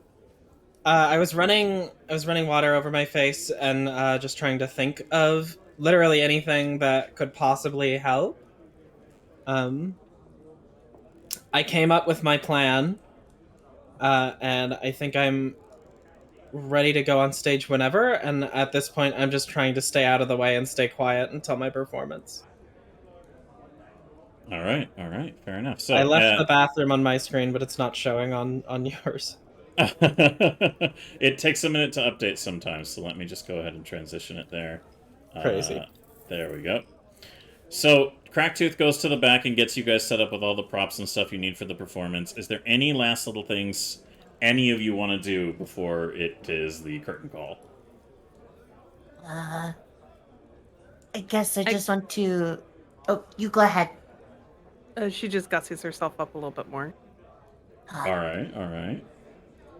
I'm going to make the lightning bombs so they are non-lethal after we gather all the barrels and water and such. So I'm going to put the lightning rods in the water so when I throw the lightning bomb, it only has one place to go. All right. Perfect. Anything from you, Snooty? Nope, Otherwise, just the gussying? She's gussing herself up, she's tuning her lute, and she's ready to go. All right. Newt, any things from you, or are you pretty in the good? And also that 19, you definitely create a way that you feel is going to create the desired effect without causing too much collateral damage in the process, Desi. I do have a question. Nice. Yes, Newt? What animals can I wild shape into? A fair number. Tell me what your intention is. Newt's trying to think of something that would be a sea monster.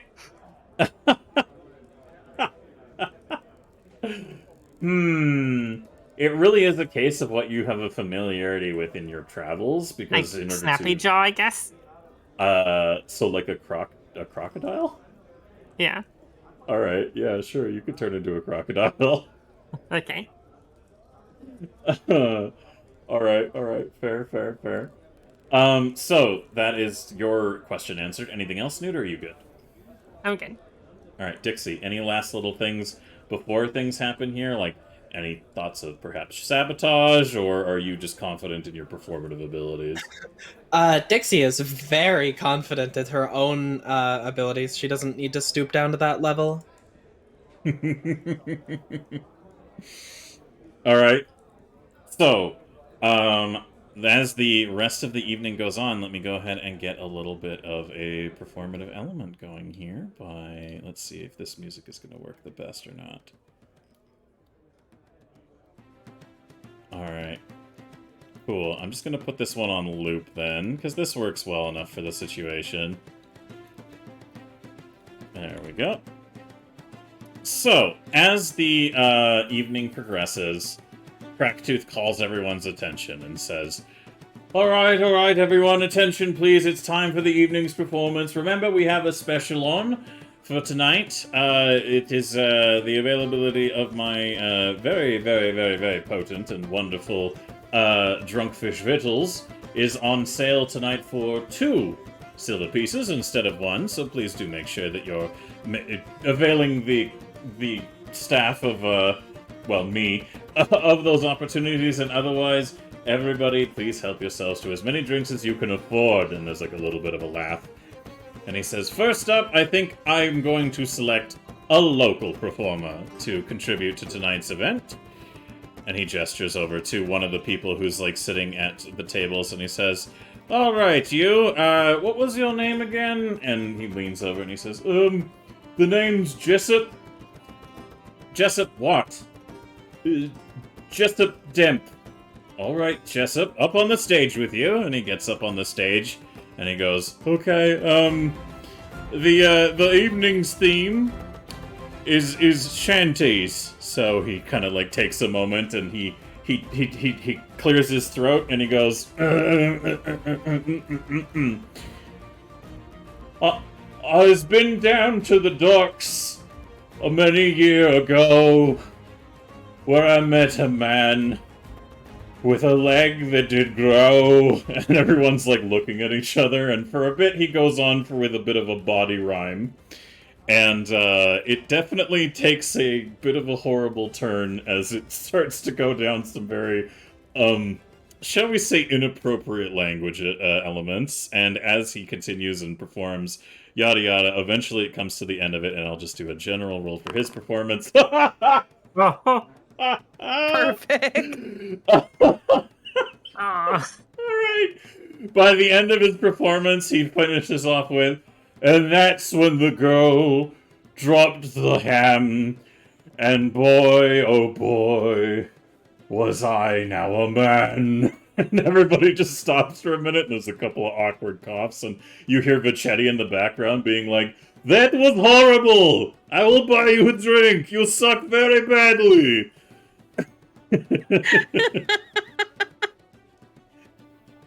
And as the night progresses, there's a few more individuals who come up and try their hand at performing, and likewise are very middling in the efforts that they put forward. And now, eventually, as the performances progress and things go on, Cracktooth looks at his thing and he says, "All right. Well, it seems we only have 2 acts remaining for the rest of the evening. I'm having a lot of trouble choosing between the 2, but I think the reason why a lot of you are present here tonight is these last 2 acts and to see how they perform. So, let's see. Who do I bring up on stage first?" And he thinks about it for a second and he goes, "You know what? Everybody, welcome to the stage, Dixie the Goblin." And now, Dixie, you go ahead and tell me how you want to take the stage in front of everybody. I think I will walk up to the front of the stage. I will stand there for a moment, looking over the crowd, just kind of appreciating the position that I'm in. I will go ahead and cast Bullhorn and Message. Alright. So that I may talk and sing without actually having teeth.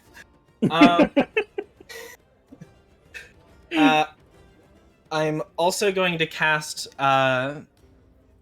Illusory Disguise to make my clothes look like that of a sailor or like a pirate, sort of, right? Just more appropriate clothes for the general setting that we're going for. Okay. Along with that, I will stare over the crowd for a moment, and without parting my lips, I will basically do a little bit of like riling the crowd up. Hello, everyone! Welcome! Are you all ready to see a performance from the great and powerful Dixie? There's a couple and of then claps. I'll take it in stride, and I will go ahead and let out a sigh, walk backwards on the stage just a couple feet. I will cast a ghost sound to create the effect of waves. I thought about using it to create the effect of music, but you can't. I read it. So I'm going to use ghost sound to create the sound of crashing waves. And then along with that, I will cast Illusory Object. Mm-hmm. I'm casting a lot of shit. No, it's okay. It's okay. And then the object I'm casting is a violin. All right. As I'm somebody who's been performing for a long time, that's literally like all that I do. I'm going to go ahead and get started. Do I sing like an actual shanty? How do I? This is entirely up for you to choose how you do it. Like, what little or more effort you want to put in is totally okay, because at the end of the day, it still just comes down to rolls. But there's bonuses for stuff that you do. So, as I quiet down everyone just kind of like while I wait for everyone to grow silent, when everyone does finally become silent, I do begin, and I say the classic, obviously, because it's the only one I know. It's like, there once was a ship that put to sea, and the name of the ship was Billy O.T. The winds blew hard and the bow dipped down. I forget the words, but I'm really trying. And then Billy Boys Blow. yeah, and then I go ahead and continue as the waves are, or not literal waves, you can't see them, but the sound of waves are crashing. I will go ahead and also use another spell, Illusory Creature, to basically create a whale. Oh my god, like how big of a whale and where is it going? I wouldn't say gigantic, but big enough to be like a problem. Completely. Like I continue trying to sing, though it doesn't come out super well as my focus is diverted between a couple of different things. But as this creature sort of like appears and like jumps out from the floor as if like, you know, flying like out over the waves. I suddenly jump up with illusory object to for like a sword, and I jump up and stab it in the back of the head for a like for a dramatic effect. And as it falls to the ground and thuds, I finish my song out, and slowly the sound fades away. My mouth hasn't opened the entire time, which hopefully not very many people noticed. And as I realize I have like basically no mana left, the illusions fade away as my performance comes to an end. Shit. Well, there's no way that initially I can't give you advantage on the roll, first of all, because that is a performance and a half. That the combination of visual effects alone while putting on the performance, well, everybody hears the sound without you moving your mouth, is like a combination, like it's like a Vegas performance, is what you've essentially unleashed on everybody. My character is literally a performer. This is what he does for a living. So, to that effect, Dixie, you are going to go ahead and give me a performance roll with advantage, and because of the artistry... Okay, so the way it works here is you hit performance, so you go to your proficiencies, you click performance, you hit keep higher, okay, and then you add a circumstance bonus, so you would type in the plus where the circumstance is. I'm going to give you, let's see... I think that's worthy of a +2. Okay. 2.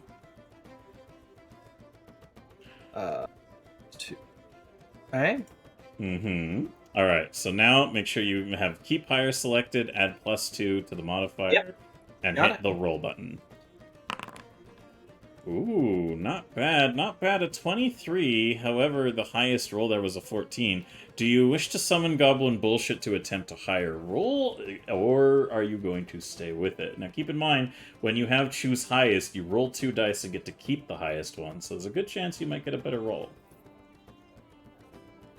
I mean, we can say fuck it with Goblin Bullshit. I mean, why not? It's fun. Random chaos. 100%. Alright, we'll reduce the Goblin Bullshit pool, and you go ahead. Sorry for using up all your guys' points. We still got 26, we got I'm pretty sure. You're fine. I mean, I just broke in and I was like, hey, easy. I'm a guest. Give me these points now, please. Thank you. Correct. Let's All go right. ahead and roll. Ooh. You convinced me. This. Ooh. Huh? Okay. Cool. So if Don't you try receive, hitting me. if you receive any damage within the next 10 minutes, you are going to be able to ignore it. So Oof. there is a mixed reaction from the crowd. It is still well received because a lot of people are like, "Holy shit! There's no way that wasn't entertaining." But Dixie, your performative elements are not necessarily as like. You have an air of, like, too far up your own ass that's a bit distasteful for some people, and maybe there's a little bias you're coming up on with the people performing. But either way, for the point where we're going to mark it down, you have a 15 on your performance roll for tonight's competition. So that is 15 against a 2. So far.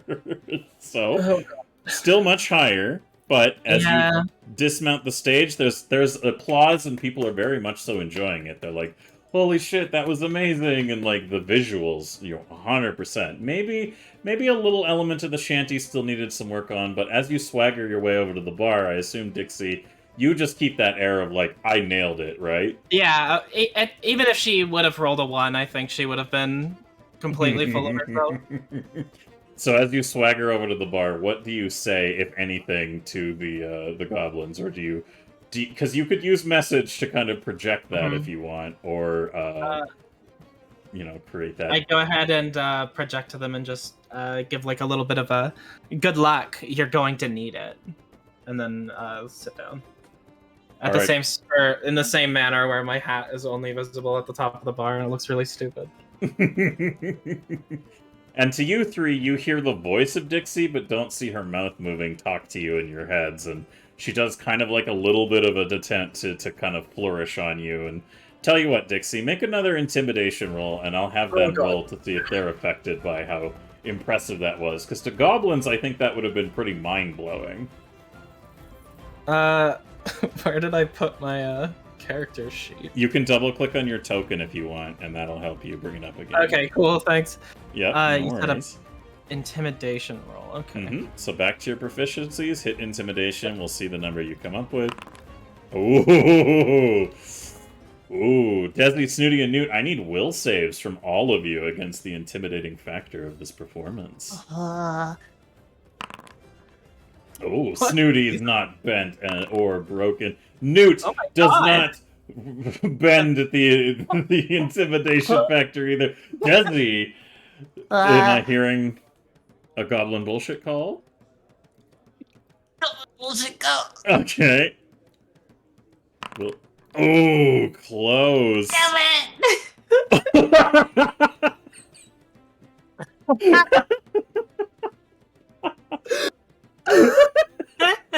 No, God.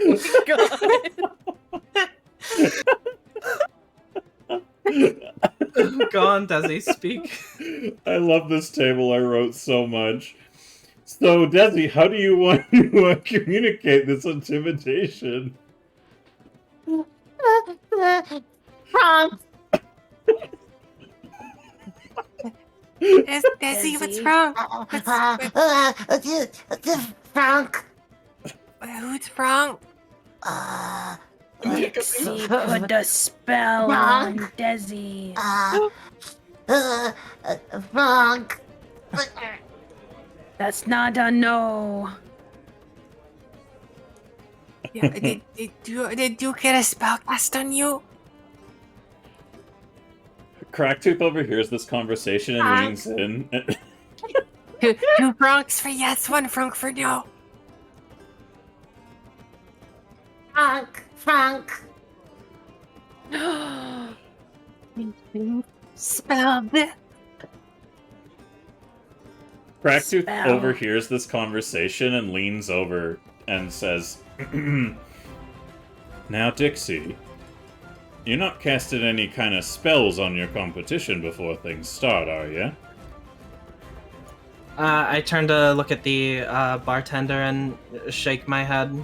I seem clearly drained, but I didn't choose to say anything. Yeah, you just expended a shitload of spell casts in one go, so you're like, but you're trying. I'm tapped out. Yeah, you're trying real good to keep up an air of like, but he like looks at you and with one very quick glance is like, I just realized you're like that chick from Konosuba who casts the fireball and then has to pass out. I cast a lot of things, okay? Also, her name is Megamine and she's fucking great. Yeah. He's the best. So he looks at you and he just kind of like thinks about it for a minute and sees your current state, Dixie, and just nods a little bit and says, well, I hope this one wasn't supposed to do any singing, pointing to Desi, but otherwise, I'm afraid as the last act of the night, I'm gonna need you three to go up on the stage. Can I faceplant into the like part of the counter that I can actually reach? Yes. Thank you. I will do that. All right. So, as the last act of the evening, and one that many people are here to see, what are you guys gonna do? Newt's Before gonna she start goes setting on. up the stuff. All right. We're gonna start setting up the props before Snooty gets up. All right, Snooty, what are you doing before you go up? Snooty's gonna savor it for a moment, then drink the glass that she has and put it onto the countertop. All right. As you consume the glass of what is a rather sweet and pleasant blackberry wine,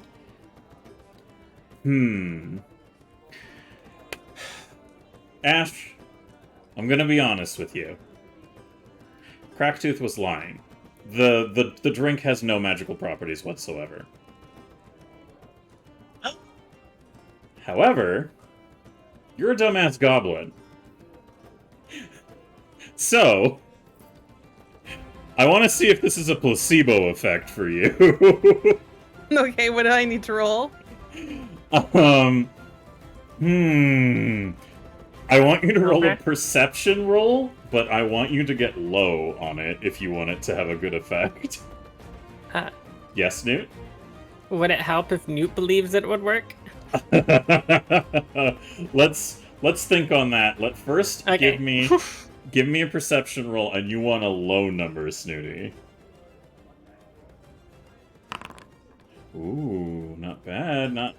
Not great. Is it low enough? Doesn't help. I have a +5 for perception. It doesn't. But my question is, are you calling goblin bullshit and potentially risking something very important in your performance, or are you just gonna go ahead and let that stand and see what the result is?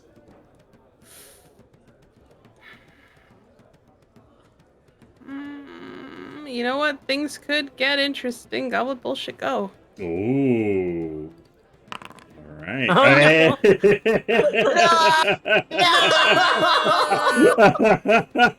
I've never seen Awesome.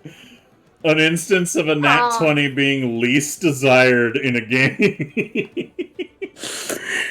is it on this? I haven't had a nat 20 as fucking Snooty ever in all 14 fucking episodes. What the fuck? Frank.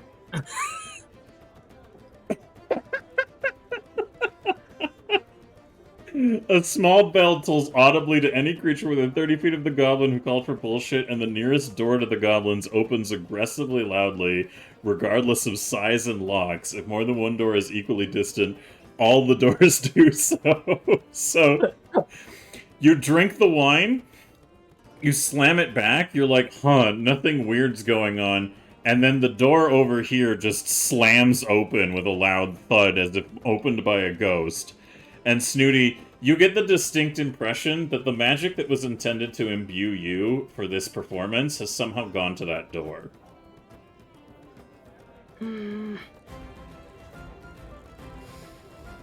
She takes in a deep breath.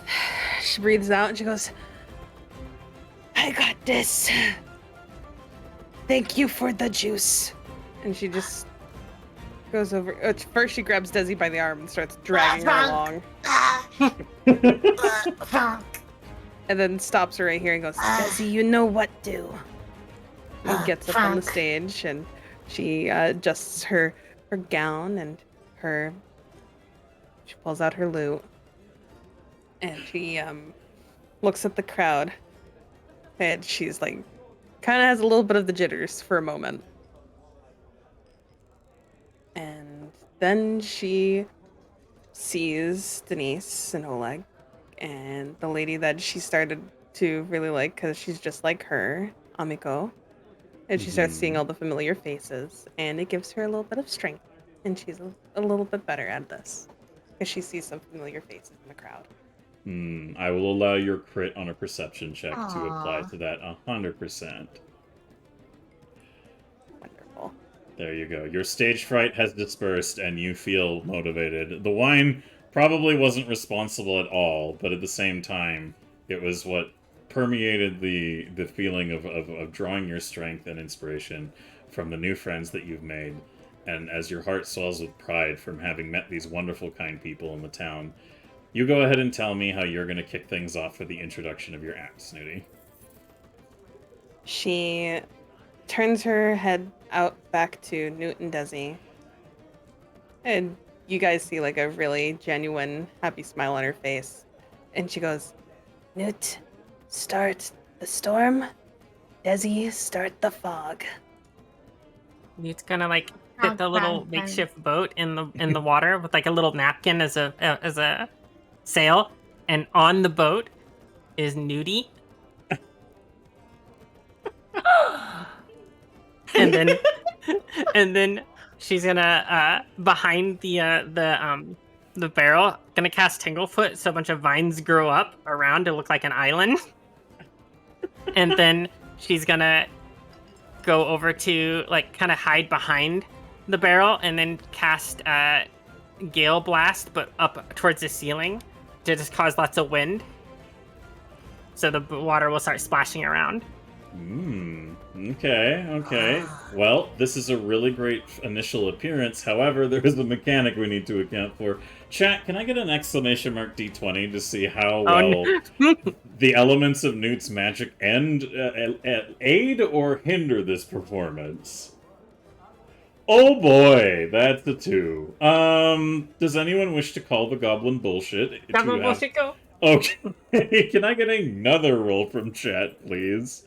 To see if we can get something other than a 2 for the element there, and a 4. Good. All right, well, we're down to 23 points. Oh man, that pool is draining fast. I hope some generous people out there feel like making some contributions. Wink, wink, nudge, nudge. I'm just kidding though. What I want to do though is roll for Newt.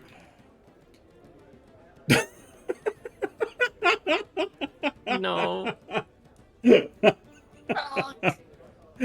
So let me get this straight. Newt is now holding the smoke bomb. Newt is now holding whatever Desi was about to use. So as you're preparing, as you're setting the stage, Newt, and casting your magic and everything, the shape grows a little bit out of control, and you create this island, but it fractures and starts causing leaking of the container that you have the water pouring out of it. So, like, the water is now draining onto the nice carpet that is, like, on top of the stage right now, and is creating a bit of a mess, because Nudie is now, like, a little panicked as, like, the boat is rising up a little bit from the growth of the tree. And as you're wondering what the fuck is going on, Newt, all of a sudden you just have a smoke bomb in your hand. And Desi... you can only say Franck, but what do you do aside from saying Franck? I'm going to mime rolling the bomb on the ground because it's lit. It's ready to go. She's gonna roll it. do whatever Desi says. I'm gonna. She's on. I need to. What would I should need to roll something to make sure she understands. Would this be perception or intelligence?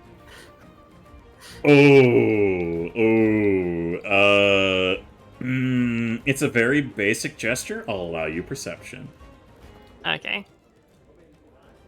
It's hard to misconstrue. Oh, shit. All right. She'll do it exactly like Desi showed her while panicking a little. Holy fuck. All right. Cool. Go ahead and,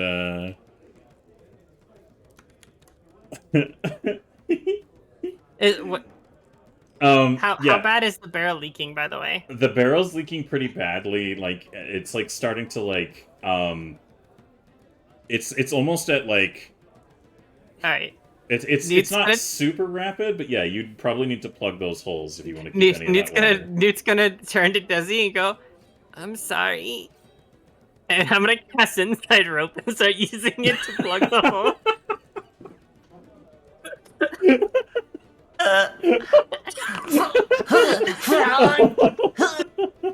I'm gonna be behind the barrel, so the audience probably won't see, but Desi definitely will.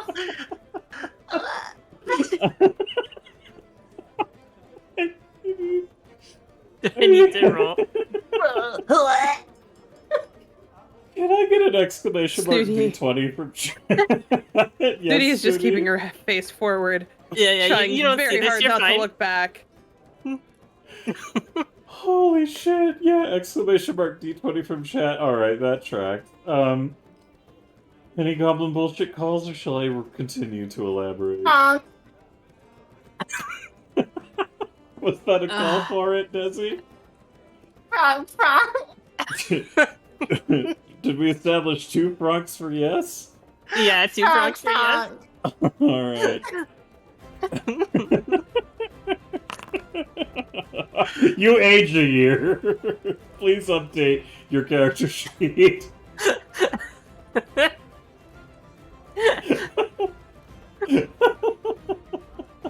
Can I get another exclamation mark D20 from chat, please?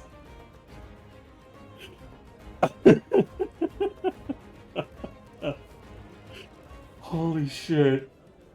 Hey, there we go. So you make... Alright, so what Newt does then she reaches into her own stomach and starts pulling out her intestines and using it to plug the hole in the barrel. Before she did it though, she turned to Desi and said sorry because she said she wouldn't use this spell. So... Well, Desi, you rolled an 18 on your fortitude saving. So you're fine, although it's definitely kind of like kind of reaction. Is there anything you want to do as this is going on, Desi?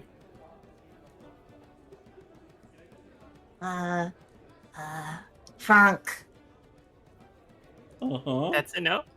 That's a no. Okay, alright. Frank. Okay. So I have 50 feet of intestines I can do. How much does it take to clog the hole? Not that much, but you can, as you cast it out, because of the element of how your magic affects these things, and another force kind of has a play that goes along with it, instead what ends up happening is you create this effect of, like, you plug the holes with your intestines, but it's all threaded through in a way that most people out in the front don't notice. They don't see you literally chewing your internal organs to use as like blockers to this thing, and it creates a little bit of an extra visual element that people are like, what is that? But they can't really determine that it's coming from you, Newt, as part of the performative aspect. But following up on that, you do interpret that Desi wanted you to roll the smoke bomb like into a really good position, and you understood it very clearly. So I assume you're going to do that, yes, as you follow up? Yeah. Alright, so as Desi's well-prepared bomb goes off and doesn't cause any real problems on that end, despite the clown shoes bullshit going on behind her, Snooty, as the effects start coming forward and the setup established kind of like thing that's going on stage is happening, is there anything else Newt and Desi you guys want to do before I get to Snooty's like element of the performance? So the last thing Newt's gonna do would be like at the very end. Frank. Okay. Alright, thanks, Desi. Alright. I fucking love this fucking game. Snooty, now that you're moving forwards, as far as you're aware, your fellow goblins have prepared the stage. What would you like to do for your part of this performance? As the effects start rolling in and she's finally calmed down, she takes in a deep breath and strums the first strum on her lute. And she goes, Thank you all for being here. I don't know many songs that aren't goblin related, but I know this one, and I've changed some of the lyrics to match where we are. and then she starts to sing. Oh, I bid farewell to the port and the land, and I paddle away from brave Sandpoint's white sands, search for my long ago forgotten friends, search for a place where I hear sailors end. As the souls of the dead fill the space of my mind, and I search without sleeping till peace I can find. Fear not the weather, I fear not the sea. I remember the fallen, do they think of me? With their bones in the ocean forever will be. And she continues the song with the effects going on, passing through everything. So, as it's supposed to be, the ship would go and follow to the island, and so most likely Newt would have Newt do the whole thing there and bring it over.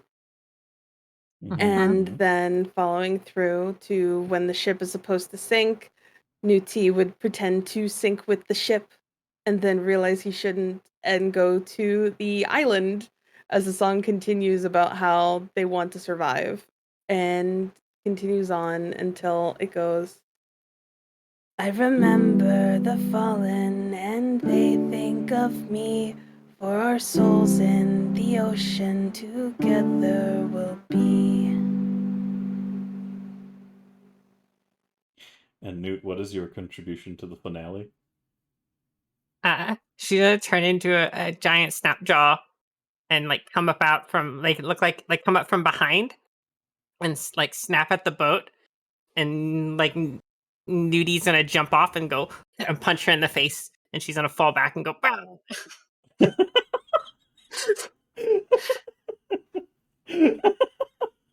Oh my god. Oh fuck. Well, you know what? The visuals probably weren't as in line with Dixie's like craziness, but I gotta say the heart was there so hard. And a little before I go ahead and give you your modifiers, can we get a quick little round of applause for Ash and her wonderful performance for us singing in Snooty's voice, which I imagine was on another level of It hurt difficulty. so Right? much. So go ahead, let's give a couple of little claps for Ash here. Thank you very much, More Ash, for claps. that. Holy More than shit, that was claps. awesome. Yeah. Thank you. My gosh, my face is beet red right now.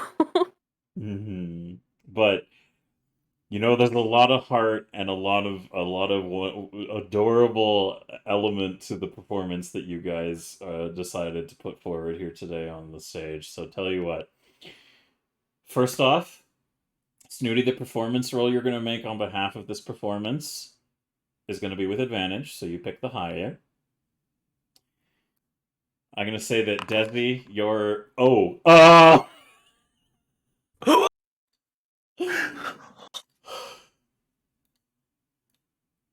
Hold on. Is that 220s? I think that's 220s. Let me double check. Yeah, let me look at the log for the admin side of things, because it always naturally hides the... Yep.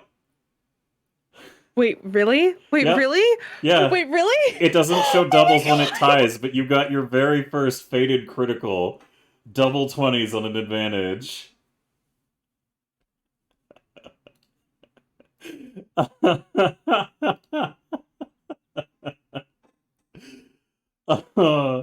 Oh my god. Yeah, on the side that you guys are seeing, it hides the result, but in ties it doesn't show that. It just always does one of the highest, but that was double nat 20s for a grand total of 26, which technically is a grand total of 20. I was going to say the modifiers overall give another +4, so the overall total is 30. Due to the genuine, adorable efforts of Newt and Desi. Well, shit, Ash, that must feel real good as a comparative to... Not only did you get 2 nat 20s in this session, but you scored No, I your got very 3 first... technically. Oh, 3, yes, technically 3, yes. You scored more criticals in this session than I think you have really ever in any D&D game ever. Oh. Oh my god.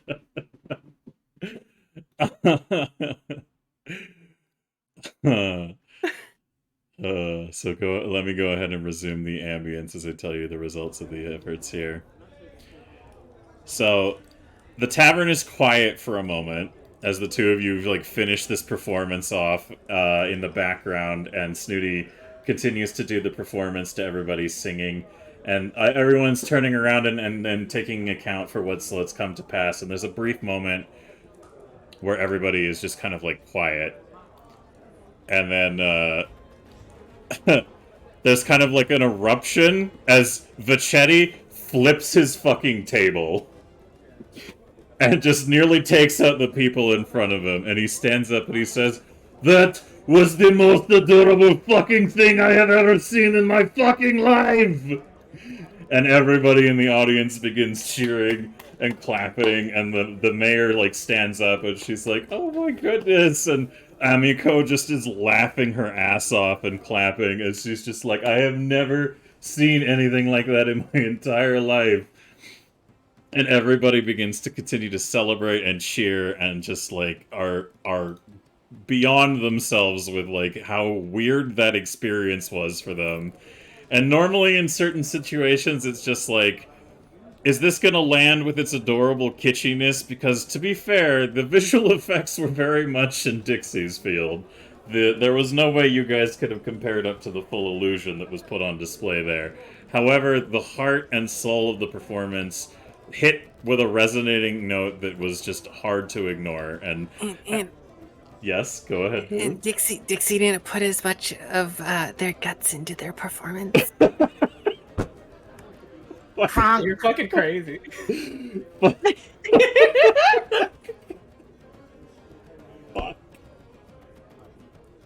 I can't. I have mixed feelings about this, but everybody gets 2 XP.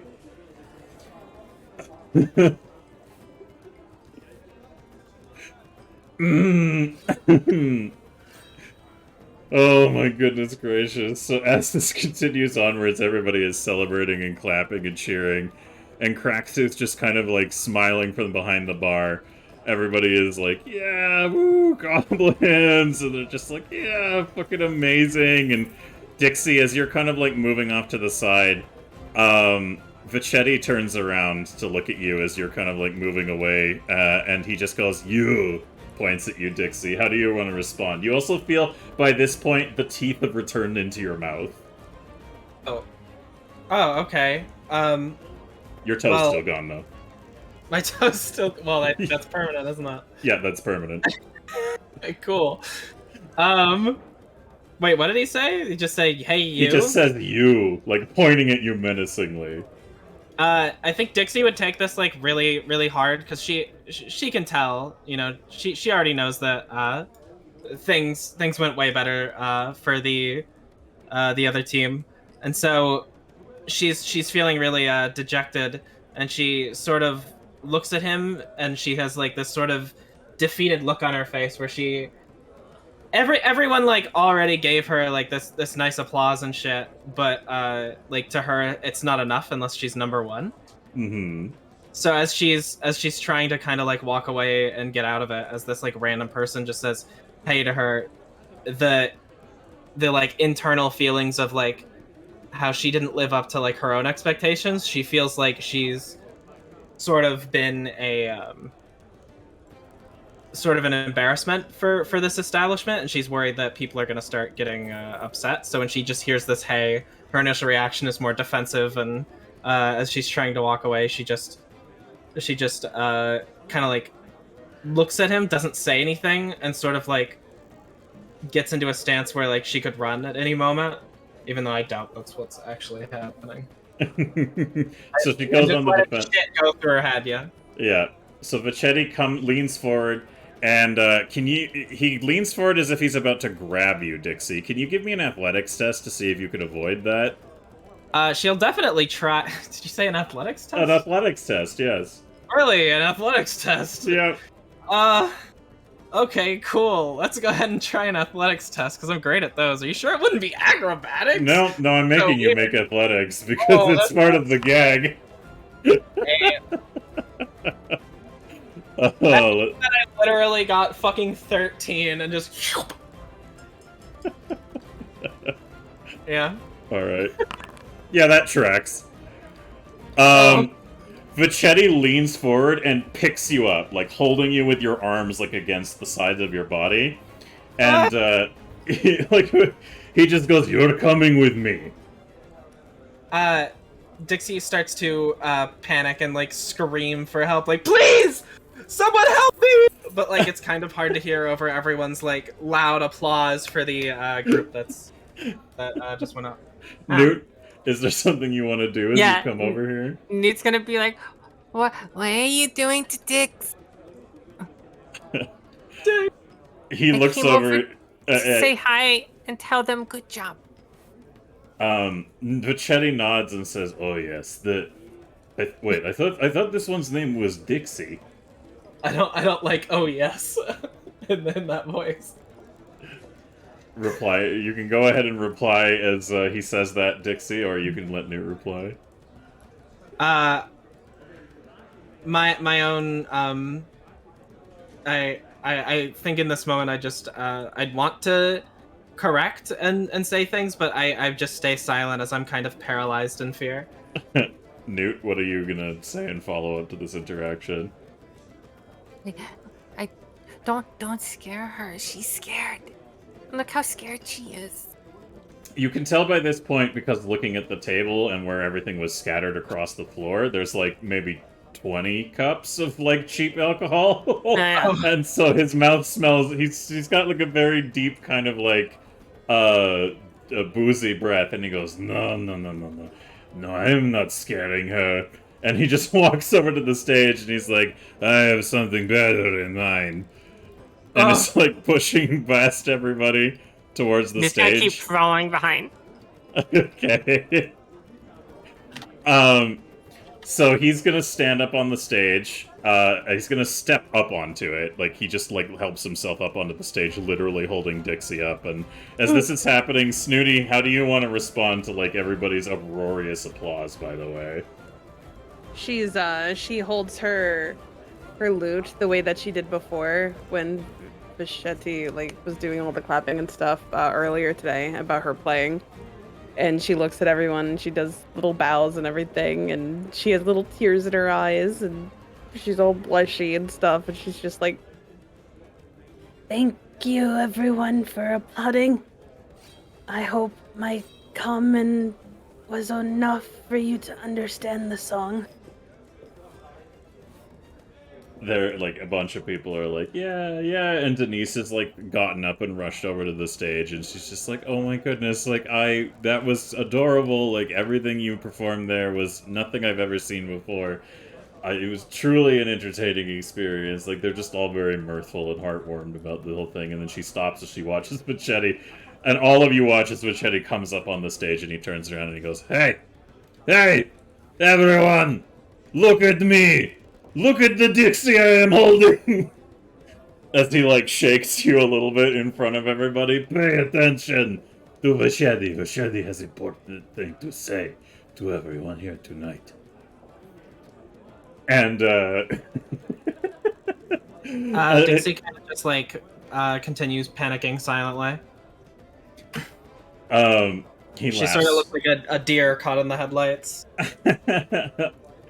He laughs for a little bit as, like, he realizes you're really not, like, responding or anything, and he looks behind him for a moment and goes, Desi, are you okay? You've been kind of quiet. Frank. What the fuck? That means yes. Frank! Frank. He, like, Frank.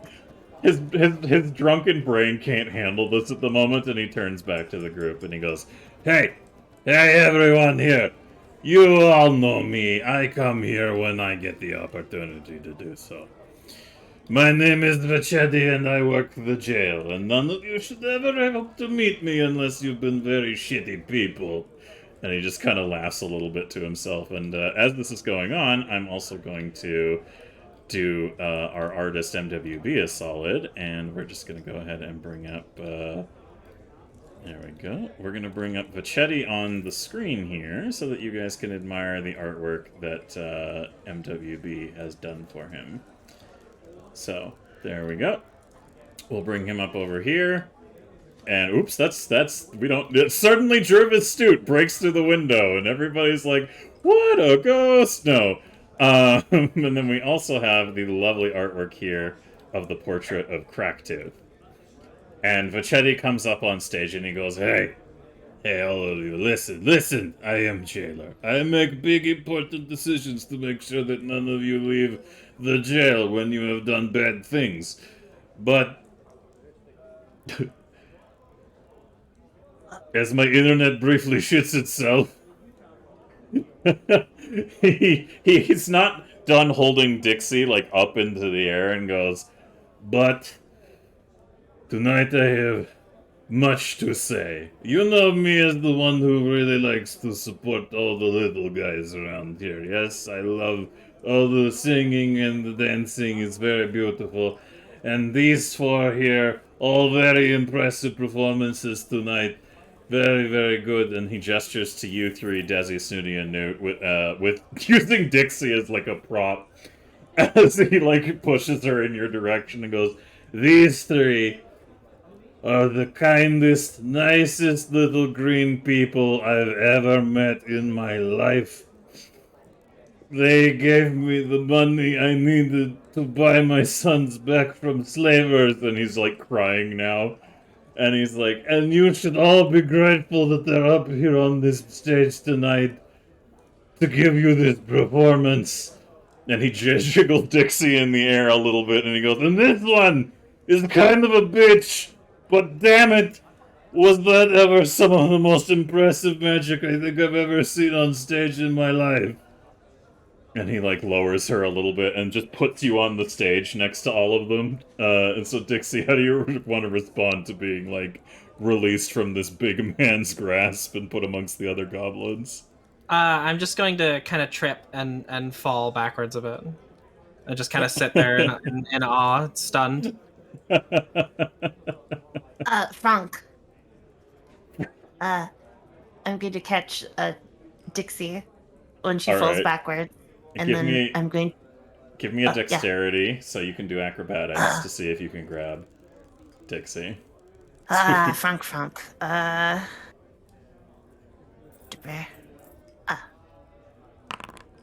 Nice. You take a very firm hold of Dixie.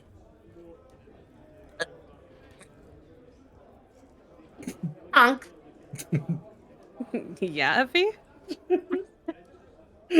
Frank. Firm hold? How am I supposed to respond to that? So you've been caught falling backwards to Dixie Frank.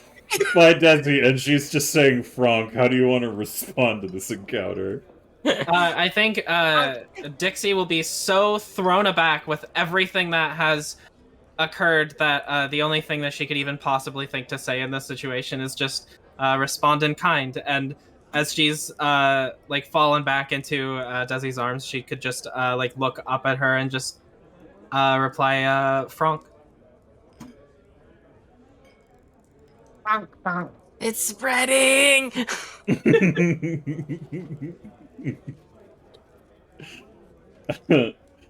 Vachetti, like, takes a moment, and he just kind of, like, claps his hands together, and he goes, Alright, yeah, everybody, what the fuck is this Frank shit? Anyways, Vachetti has made the decision here, and he points to all the goblins, and he's like, if anybody in this town fucks with these goblins, I want you to know that I will personally break every bone in your fucking body. And there's like a little bit of a quiet moment, and he goes, now let's give it up for the performance this evening, and everyone starts cheering and clapping. Did anyone have anything they wanted to say? I heard a couple of interjections. Frank. I said out of character. I just said thank you, Vachetti. That was a... And he nods and bows and he says, good, you did good. And he like ruffles all of your... He like stops at Dixie and like thinks again, like maybe not touching the hat is a good idea because it kind of weirds him out. And then he just ruffles the hair of Desi and Snooty, and then he leans down next to Snooty and he goes, I've never heard such a beautiful singing voice on a goblin. You mean that? Mm-hmm. Vachetti is very appreciative of all that you have given tonight. You have made this day the best day Vachetti could ever hope to have had in his entire life. Except maybe when I see my sons. Ha ha ha. I'm glad we can help. Vachetti. He nods for a minute. Oh, go ahead. Fuck, damn it. That's fucking... Oh, alright. So, Desi, as you're... I'm sorely tempted to keep you franking till the very end of the session, but you know what? As you say that last frank, you feel your voice returning to the normal, and now you can speak as normal, Desi. I never want to say Frank again. I was cursed. This town, it gave me the worst franking I have ever been franked with.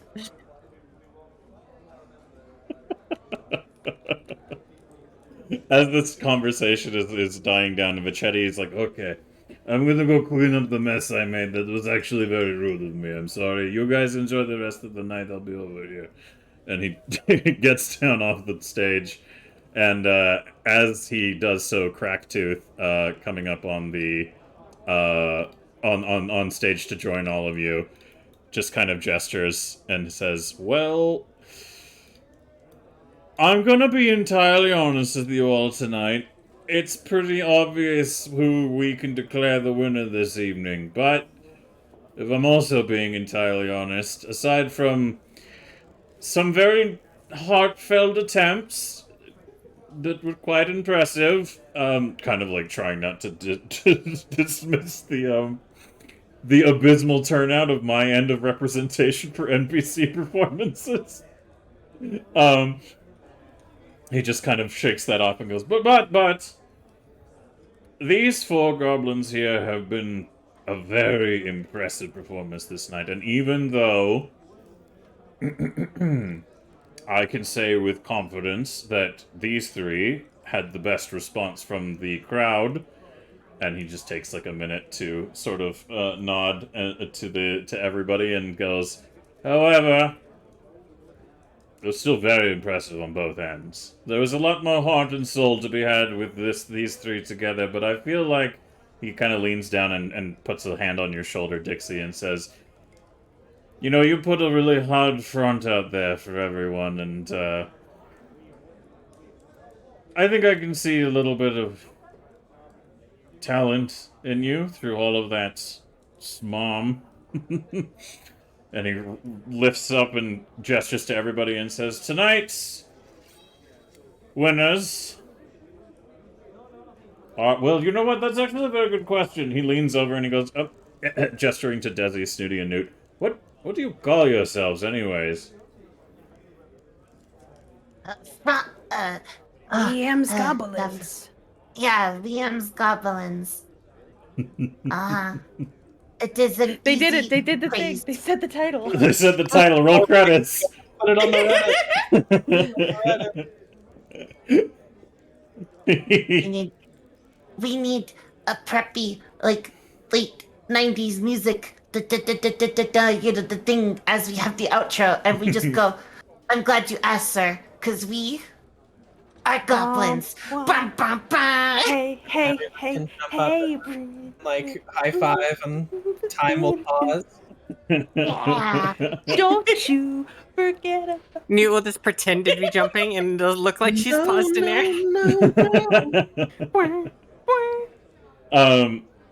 He looks a little thoughtful and he says, give it up for the goblins. And everybody is just like, woo. And one of them's like, that's kind of confusing. Aren't they all goblins? And Ours is spelled with She does a quick like Z formation on her hand. She goes, what's this one, Desi? This one. The sun. Yeah. and she does like Z, but she doesn't know it. What letter that one? Oh, that is Z. It's spelled with Z. Yeah. It's Goblin.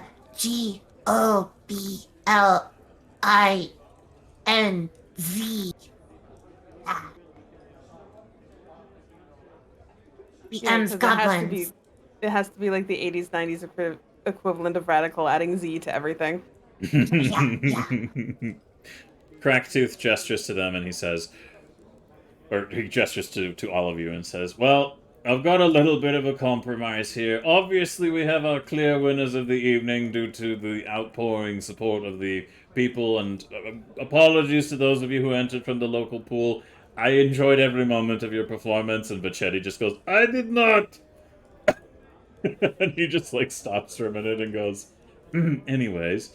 However, such an impressive display of talent and magical affinity, gesturing to Dixie, it would now, I think it's only fair to represent such a studious performance with some kind of compensation. So he gestures to you, Dixie, and says, Tell you what, your drinks for tonight are on the house, my dear, and if you want a little bit of extra food now and then, you can stop in. No questions asked, and I'll make sure you get fed. How does that sound, huh?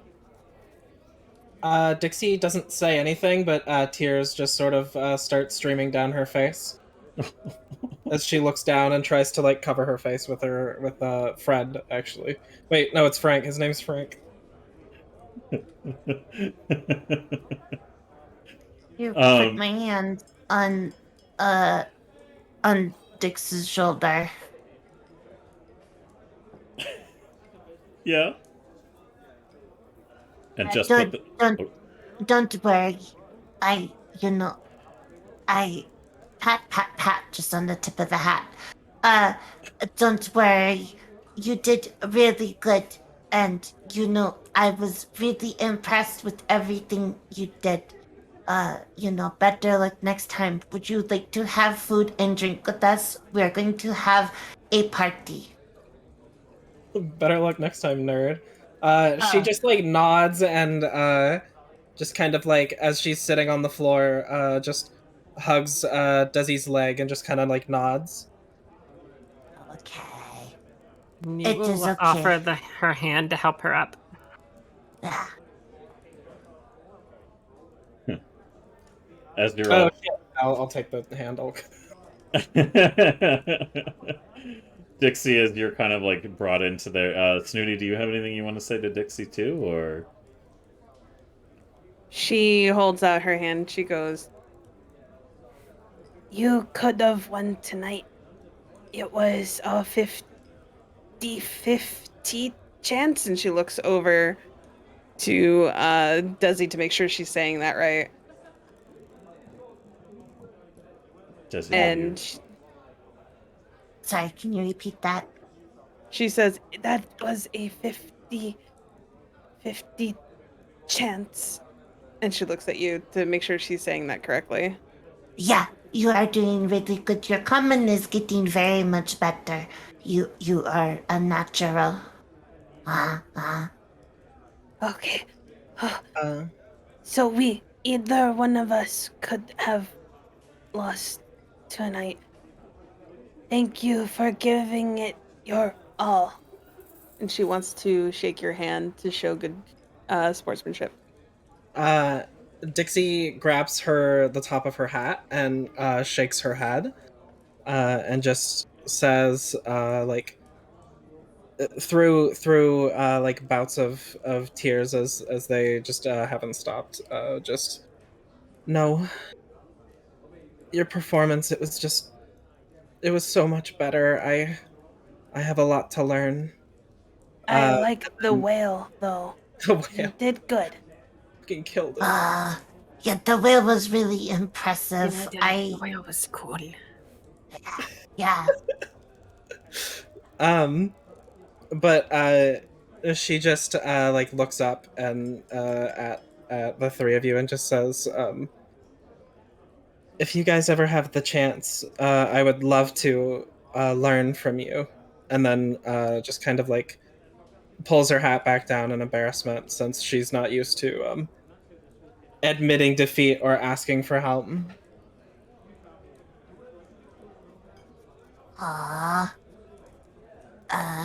Yeah, I mean, we'd be happy to teach you. I mean, we are a team. We are a small tribe. Let's try again.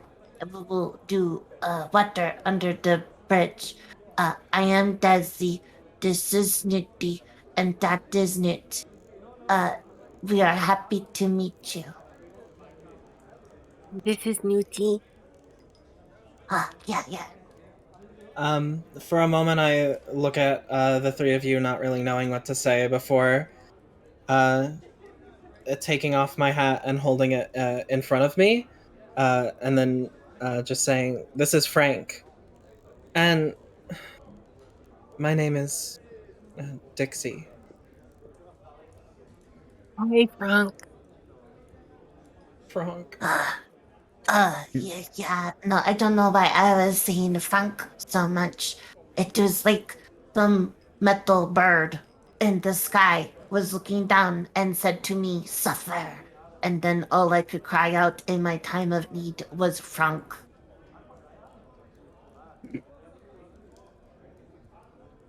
That giant metal bird in the sky with the snappy jaw. Yeah. Oh my god. Alright, so as Cracktooth is just watching this engagement, he just goes, sorry to interrupt this hot-filled discussion, but do you mind if I close out the evening's performance and leave everyone to their business? Yeah, sorry. He smiles, his big, wide, gap-toothed grin with missing the tooth in the front of his mouth, and he goes, not a worry. And he comes up again and he says, but to the wonderful winners of tonight's performance, I have promised, as I do every time for these evenings, not only a credit with my tavern, equating to across these three individuals collectively. Don't everybody out there say that Jess Cracktooth Bereni is an unwise owner. But I grant these three a collective 20 gold piece line of credit, however they wish, over the next week at my establishment. And there's like a couple of claps and stuff. And he goes, but there's also something that's been drawn to my attention that I think might benefit a lot of you, that would be worth discussing in front of such a eclectic audience. And he kind of hushes everybody down for a little bit, and he says, it has been drawn to my attention that, well, these, these delightful little green folk have kind of been looking to make themselves at home in our town. And as far as I understand it, he gestures to Kendra, Madam Mayor, there's an initiative going on to receive some signatures for this evening, to potentially endorse the inhabitants of Goblinz in the town. And she just kind of nods her head and says, yes, absolutely. And she reaches into her belongings and she pulls out a small piece of, like, wood that has, like, paper on it and a quill. And she says, in fact, depending on the results of this evening, I came prepared. And he nods, and he says, well then, let me be the first. And Kendra walks up to the stage. And as he takes it out of her hand, he shows everybody the sheet of paper on the piece of wood and signs his signature in a little flourish. And he holds it up and he goes, to any other of you here tonight who found that these individuals performing for us was of a high caliber and worthy to call your neighbors in Sandpoint, and he just gestures it forwards and he says, please come up and provide your signature. And you watch as, like, a good portion of people get up and start providing their signatures on the document. A couple of the random performers are like, yeah, and, like, as they're all getting up and signing, you know, a couple of people, they still get up and leave the building. They don't really have a very good reaction to this, but a good majority of people from the public group come up and start adding their signatures, and you see everybody kind of signing what they can, and there's a little bit of a discussion between Kei and Isawari, and they just kind of, like, sit there for a bit and nodding to each other a little slyly, but otherwise don't stand up and immediately provide their signatures. And Amiko just kind of, like, walks up as this is going on, and she says, you know, I didn't think this week would turn into a goblin performance in Cracktooth's Tavern that would change everything I think about all kinds of things. And I'm going to be completely honest with all of you. That was fantastic. I'm a performer myself, and I would love it if you would come by the Rusty Dragon sometimes to perhaps facilitate a regular bit of performance. How do you want to like respond to that at all as you guys are standing there? To perform with your ah. Snooty's just like really, really excited and happy right now. Snitty, that is up to you. This is your dream to become celebrity. And, sounds like this is good chance.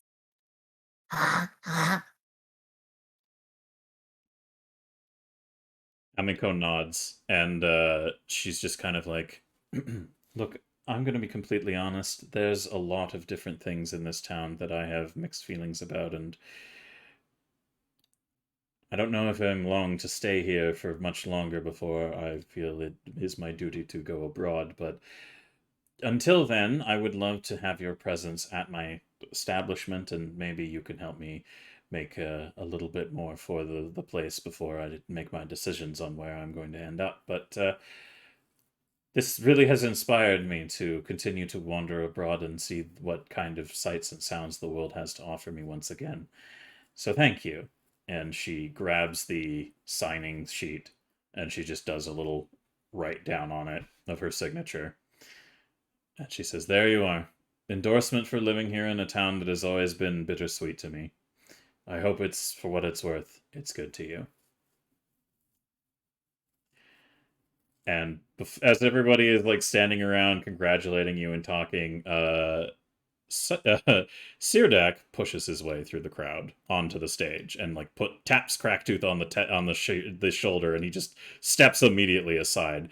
And he comes forward and he says, "My goodness, that was quite a performance. I think there is a contingent novelty here that could be offered to a great wide variety of people in Sandpoint." And he gestures to the signature seat and he says, "And I think I can provide you with an excellent way to receive my endorsement as a very noteworthy individual of this town." And he leans forward and he says, "How would you all like to do a performance in my theater sometime?" Snooty faints instantly. Snitty, do not Snooty, go. no, Snooty, don't go into the light. Don't go into the light. No, Snitty, don't do it, Snitty. Do not get taken by the jaws in the sky, Snitty. I'm gonna grab the little boat, scoop out some water, and splash it on Snooty's face. I'm gonna gently tap her cheeks. She's back. Snitty, I had dreamed that we won competition, and Snitty, and we did. we got asked to. Stand up. No, Snitty, wake up, Snitty.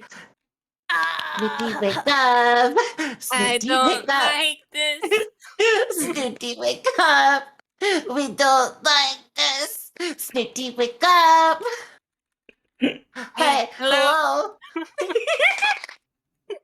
I had dreamed that we got asked to perform at the door. She looks up, she sees everyone ready to faint again. She catches herself. She goes, Oh. Stand up, queen. You dropped your crown.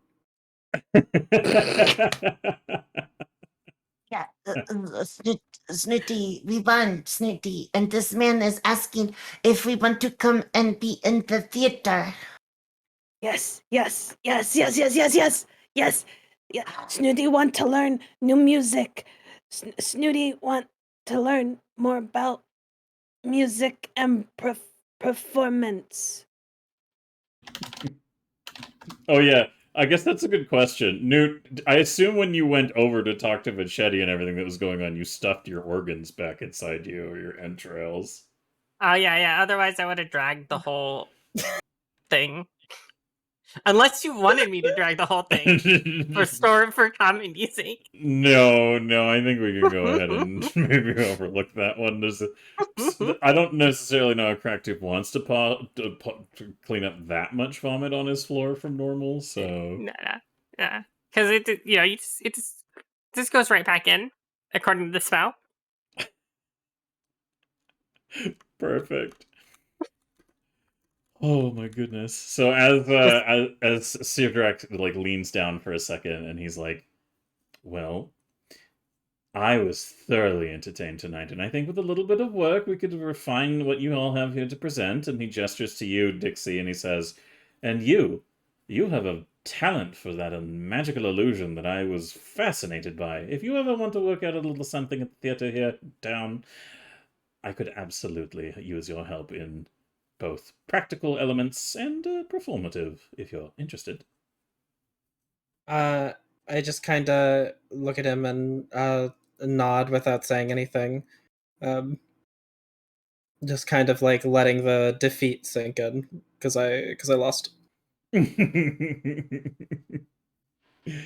as he just looks at you and is like, well, you're rather dour.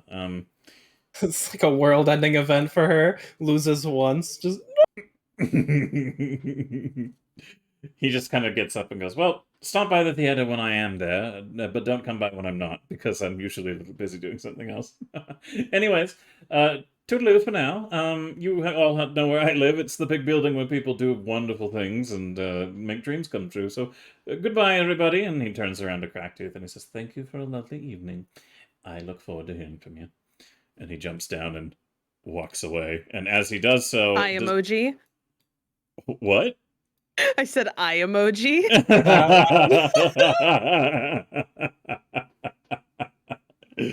As he walks away, out dismissing himself out into the night, and people are getting ready to wrap up their evening. Before we call an end to tonight's session, is there anything the rest of you would like to be doing? Let me go through and get a little last bit thing from all of you, and then we can call this session this evening. So, Desi, what are you doing as the last little bit of our session here? What I want to do for the last bit of session is I would like to buy beef stew and drinks for everybody, even Dix. And we're going to have, oh, do not be so pouty, Dix. No one likes a droopy Dix. Anyway, you come over and have food with us and drink. And you know what? I heard that you like whiskey. So I get you some whiskey, Dix. And then what I'd want to do after the party is I'd like to, since I'm not tired, I would like to craft a magical item. Oh, and what would that be? Well, you see, we have a leather puppy, as we have discussed, but I think he would be very dapper if he had a magical hat. You know, perhaps a magical hat that alters his appearance. Oh, Maybe no. the hat of disguise. Oh no, what the fuck? Okay. Alright. Well, you can definitely make that a priority, but there might be one or two things that come to pass immediately after this point for next session that would be considered. Yeah. Would be worthy considering. So, for the time being, however, yeah, that's basically it. Any last things, Desi, or shall I check in with Snooty? No, that is all that I want to do, other than, probably give Dad Shetty a hug. He's definitely being very careful to pick up all the shit he spilled everywhere and is, resetting the furniture. Snooty, what about you? Any last little things before the end of the session? No, Snooty is 100% good. She did a performance. She's being recognized for her talents, and she is just over the moon. Excellent. And Newt, anything from you? No, Newt is happy to help Snooty achieve what she wanted. And closing us off for the end of the session, Dixie, any last notes or things to say from you? I think basically, just to make this kind of end off at a nice point, I think Dixie's just going to kind of disappear for a while and try and think back on everything that happened tonight and, try and see how she can make herself better. I like This that. has been a very sobering experience for her. Also, I would like to clarify, she doesn't drink. Frank drinks, okay? Perfect. Well, I'm gonna say she can eat and like drink with them, and by drinking I mean make Frank drink with them, and then she'll leave. War Bandit, what do I need to check? What do you mean? Check what? Oh my god. Don't leave me hanging, bruh. Tell me what I need to check. Come on. You son of a bitch! Everybody add 2 XP to your fucking character sheets. Ladies and gentlemen, we got them. Oh my god. So, as you guys enjoy the rest of the evening and everybody gathers around and you wonder what is to come next for the next episode of Goblins, still yet to come, next Sunday, I think now is a perfect time for us to call an end to tonight's session. Goodness gracious, everybody. That was a hell of an experience. I loved every minute of that. That was super funny. You guys made some interesting impacts. My eyebrows are still angry. Let's fix that. But congratulations to my wonderful players for all their awesome work today. That was a very enjoyable experience. And also, if you are out there and like, hey, I want to show some love here, you guys can do so at these links by following all of my wonderful players. If you could follow, of course, Effie the Cat if you haven't already, what with you being here. Follow the Art of Ash, Jasminian Devils, and Honey Oni Twitch, all on Twitch. The links are there in the chat. And, if you guys could give some love and some follows, I'd really appreciate that. And, give me one, too, if you're cool with it, but otherwise, whatever.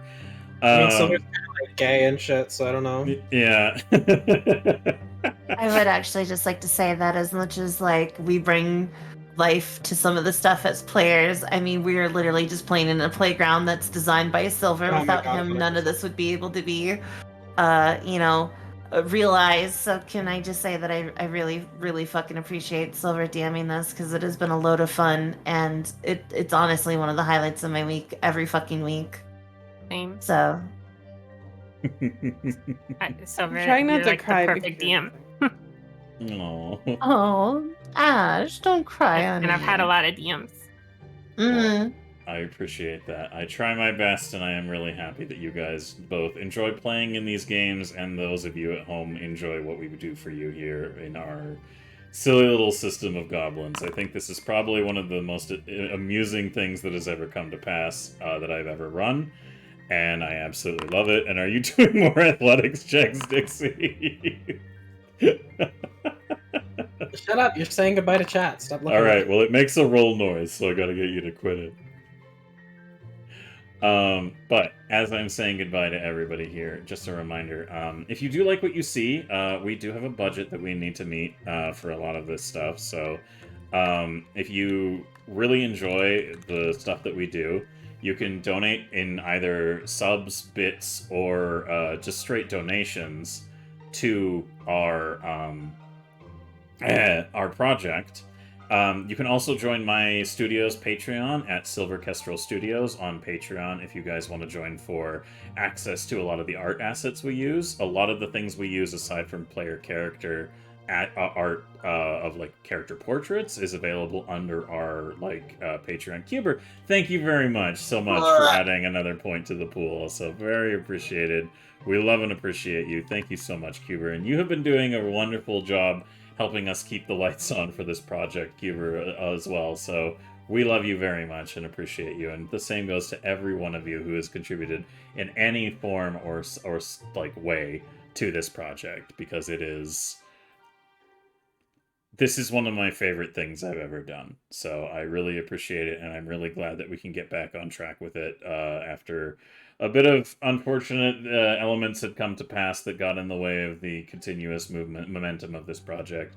We're now back on track and moving forwards, and I think that this has a lot of potential, not only in how we do the broadcast performance, but also what we can provide people at the end of the day from it, because I would really love to contact Paizo and be like, hey, no biggie or anything, but I literally just took your, like, old, outdated Amz Goblinz thing and turned it into a full campaign, because I just do that. Thanks. You want to, like, endorse it or something? So we'll see how that pans out. But for the time being, whatever comes of this project and however it goes, I will always be very, very grateful for the experience and the experience I've shared with you wonderful people out there, and also my absolutely adorable players. Each and every one of you is very near and dear to my heart, and I will always forever be grateful for the opportunity to spend time with you like this, so thank you. But outside of all of that, just a quick little check-in we're going to do with each and every one of our players, and then we'll go ahead and raid somebody. Effie, have you found a raid target, or would you like to go hunt that down for me? I already have a raid target. Perfect. Thank you. I appreciate that, hon. Uh-huh. But why don't we kick off the check-in here with Honey. Honey, how did you enjoy your very first GM, or not only your first experience under me as a GM, but your experience as being our first guest goblin on the project? I had so much fun. It was so... Honestly, you're all so, like, fucking talented with all this stuff, and, like, I haven't done it in a long time, so, like, I was super nervous, like, coming into it, but you guys made things, like, really easy, and, like... Even though I was, like, getting nervous occasionally, and, like, I really didn't want to be, like, mean to you guys, like, I wrote my character in such a way where I was, like, every time I said something as my character, I'm just sitting there going, like, oh no! Like, I really like all these people, and I don't want to say anything mean to them. But it was really fucking fun, and I appreciate everything that all of you guys brought to the table. Not to mention Silver. Holy shit, that was fucking awesome. Not only from Silver, also like, I mean, fucking everyone did great shit. But I'd also like to point out the obvious elephant in the room. Ash's performance was so fucking good, and like, I really like. As Dixie just wanted to like run up and congratulate her, but I couldn't fucking do it. I'm just like, oh god, that's just not how she works. So basically, thank you guys for having me. I loved it so fucking much. Please invite me back eventually sometime. I would love to come on for a Dixie part 2, but for sure. I can never get enough of Dixie. Shut the fuck up. Beat the shit out of you. But yeah, I just want to do just kind of say thank you to everyone, because literally everyone else here, if you guys like, you guys all made it really easy for me to come in, and I didn't feel like I was being excluded or anything, and I was really enjoying myself, so thank you all. Of course, that was really fun, and I really enjoy the way that we projected the character, and I love how it just worked out for the encounter initially too. So that was I was just like, literally across the alleyway from where they were was a magic store, and I was like, there's a good chance Dixie's wandered in there. So yeah, very, very endurable. It's good. It's good shit.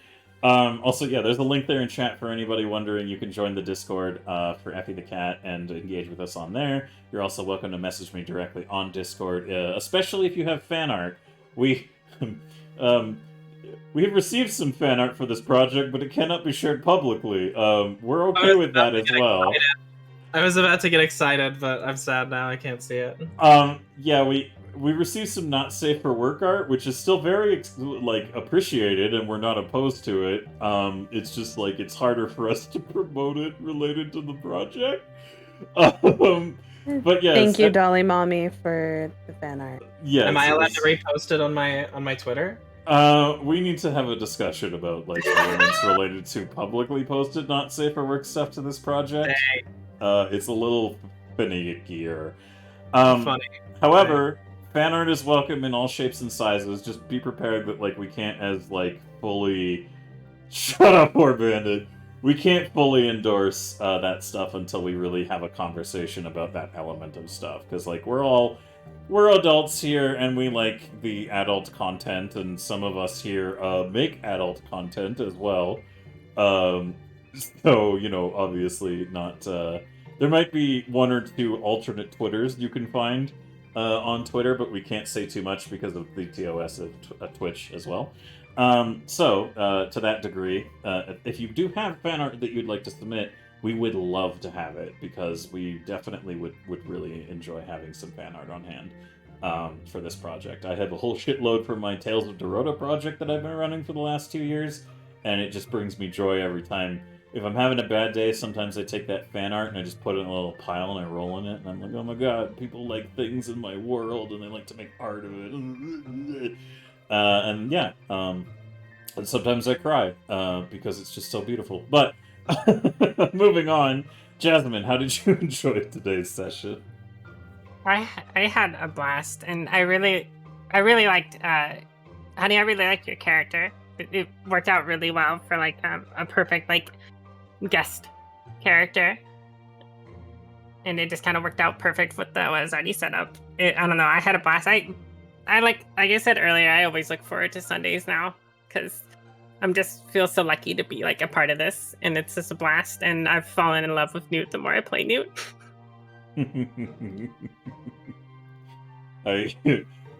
I'll give you credit for using that spell in a way that I never thought would have come to light. Your gut spell.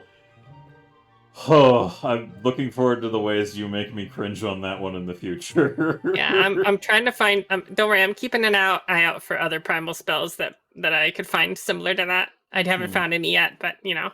Great, wonderful, excellent, love it. Anyways, thank you, Jasmine, as always. Love having you on the project. You've been a wonderful addition, and your energy is always very appreciated, so thank you. And also, real quick, Ash, you're amazing. I just want to say that again, because I don't think I can say it enough. You just have so much talent, and it's amazing. Okay, I'm done now.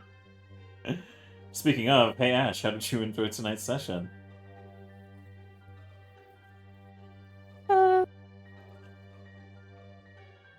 I'm sorry. Um,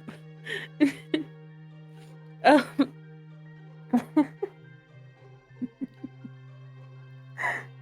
sorry. I don't mean to cry so much. Thank you for the compliments and stuff. I love you guys. You're so fun to RP with. I loved tonight's session. It was very fun. So there's that.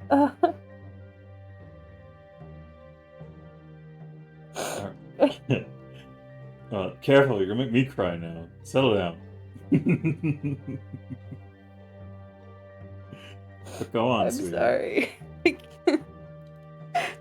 Thank you guys so much for such a fantastic game. Tonight was so fun. I'm sorry, I can't. I'm fucking crying so hard. Aww. Oh. Alright, well, can I let you in on a little secret, Ash? Sure. There's been some efforts on my part to try to keep the narrative experience of the game caught up with what combat experience awards, and I'm a little new to narrative experience stuff. So I think for the time being, until I get a little bit more used to giving exact numbers, I think that for the efforts tonight and how clearly much of an effort was put forward and how much you've progressed collectively as a group towards your goals in all of this, I think it's fair to say that this is a shift in a major narrative progression because now the town is a lot more aware of a very significant positive event related to the goblins. And not only that, but Snooty, you performed extremely well alongside your wonderful companions who made an impressive impact. I think that collectively across all three of you goblins, you're going to earn 500 experience points. Can I make a request? Mm-hmm. No. Can Snooty level up? Well, go ahead and add those 500 XP and we'll see what happens. Yes. I leveled up. Ding. Alright, so I can go ahead and change that for both of you, but congratulations. Now all three of our core goblins are level 3. And on note of guest goblin appearances, guest goblins are scaled to match the average party level whenever it happens. So no need to worry about that for anybody who joins in as the guests. But congratulations on that front, everybody. You are now sitting at 86 XP, Newt, and I believe Snooty, you have like exactly. There we go. I'll bring you up to level 3. There you go. Now you got your upgrades, and you can choose in your character sheet what you want to apply that to as well, because I believe there's a couple of things it unlocks for you for extra additions and choices to make. But we'll go more into that detail later. For now, however, congratulations. We now have all 3 goblins lined up with level 3, and hopefully we'll end up finding out what is to come of all of these events as they progress. But for the time being, thank you, Ash. I really appreciate your hard work, and the wonderful artwork that you've done for this project is amazing. I just want to make a quick shout out here that everything you see on screen right now, with the exception of Honey Oni's reactive, which was done by herself, so make sure that you give her some love and some engagement for her awesome artistic talents as well. Nope. I'm gonna promote you. Just deal with it. Ash is responsible for all of the artistic assets you see here, aside from that one reactive portrait. So if you guys could give her some love and some follows, she is an incredibly talented artist. Oh, here, I'll just do the Goblinz command again. That'll just cover everybody. If you want to give her some love and some follows, I'd really appreciate that, because she's a very hardworking woman. She pours all of her time and effort into so many creative projects, and she deserves the world for all of that effort. Like, I've never seen somebody go so hard, to the point where sometimes I'm like, you gonna die? So please, at the very least, can we make sure that when she does keel over, she at least feels satisfied in the fact that everyone has endorsed and supported her wonderful artwork. And likewise, please give some love to Honey Oni Twitch for her wonderful artwork there of the reactive that she made for Dixie, which I think fits very well not only into her own style, but lines up very well with the goblins at hand. It looks beautiful. I love her art style, and I would really appreciate anybody who would go and support her. And lastly, we do have some other awesome fucking artwork that is made very... He doesn't get nearly enough appreciation in all the things that I do. But MWBDZ, also known as MWB Design Studios, does a fuckload of art for me at what is basically slave wage. And he's amazing. Like, the work that he puts in all the time and how he grinds it out, I would really appreciate it if you guys could go out there and give him some love and some support, because he is a fucking powerhouse, and he makes amazing portraiture and amazing artwork. And if you sign up to our Patreon, Patreon/Silver Kestrel Studios, you get access to all the stuff we've been making. And it is fucking amazing. Like, the catalog of like token artwork and like portraiture that we have now is just mind-blowing. So yes, prisoners with jobs. Yes, sorry, Pete. I mean, intern wages. He gets intern wages. I do pay him for his work, do not worry, but like, I wish I could pay him way fucking more than I do. And the same goes for everybody involved with all these projects. And, you know, if you guys want to help with that, joining our Patreon helps, and making contributions during the broadcast does help. But lastly, before we go ahead and start our raid, Effie, how did you enjoy the session and your multiple francs? Hey, listen, I know I always say that the newest episode is my favorite episode, and it was just fucking amazing. And I would really just like to thank everybody that showed up and helped, because, like, you are all just wonderful, talented people, and I adore and love the fuck out of you. And, I mean, that goes for everybody. Jasmine, I love Newt. I love how you play her. She's so much fun. It's such a delight just to watch you just be Newt, and it's just... this... God damn it. I'm sorry, they played the complicity. But I just love your creativity and your optimism, and it's just great. I really respect that, and I just love that you were just like, yeah, sure, I'll come play goblins, and then you just casually kicked open the door and was like, hey, I've been here the whole time, because you just seamlessly just slipped in. So I just really want to say I really respect and thank you for showing up and having just a fucking blast. And Honey, thank you so much for being our guest goblin. You really nailed it out of the park, and I loved your character. I'm really excited to see them again. I know you were nervous, but you did so good. You brought a lot of character. I To was it, so- not. Oh, Peter, thank you Peter, so much thank for you the for 5 gift subs. Which I believe is like 2 more points? Yeah, it's true. But no, honey, I really appreciate you. You're always just fun in general, and I love the little bit of positive chaos that you just seem to be wreathed in. And again, I'm just gonna nail a little bit more of the nails in the coffin for Ash, but Ash, you're a beautiful and wonderful soul, and you're immensely talented. And by God, if I ever become like some sort of thought thief vampire, I'm going to steal your talents, and I'm going to go rule the world with them because I fear for the day that you realize how amazing you are. Because at that point, we're all just we're done. We're fucking numbers. You're just gonna be sitting in a palace somewhere, and your chosen are gonna be, inside, and everybody else is just going to be like subscribed to Twitch and watching all day, every day, forever, because you're just fucking amazingly talented. Sometimes I think about it, it just kind of makes me mad, honestly. Not like mad at you, but I'm sitting here and I'm just like, God damn it, I wish I was as talented as that bitch. God damn. And I love you, but still, one day I gotta be like Batman, and I gotta just be like, oh, she realized her potential. I gotta take her down. And for the safety of the world, I gotta do it.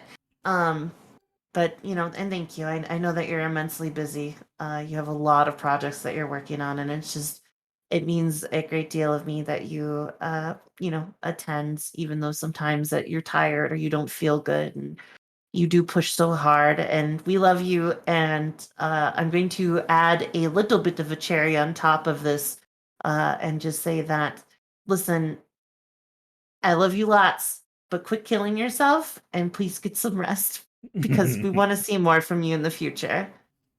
And then Silver, I love the fuck out of you. Thank you for coming on and just being like, hey, I've got this amazing world. Hey, guess what? I was handed like a fucking rubber band and some paper clips, and I'm gonna MacGyver a whole campaign out of this shit.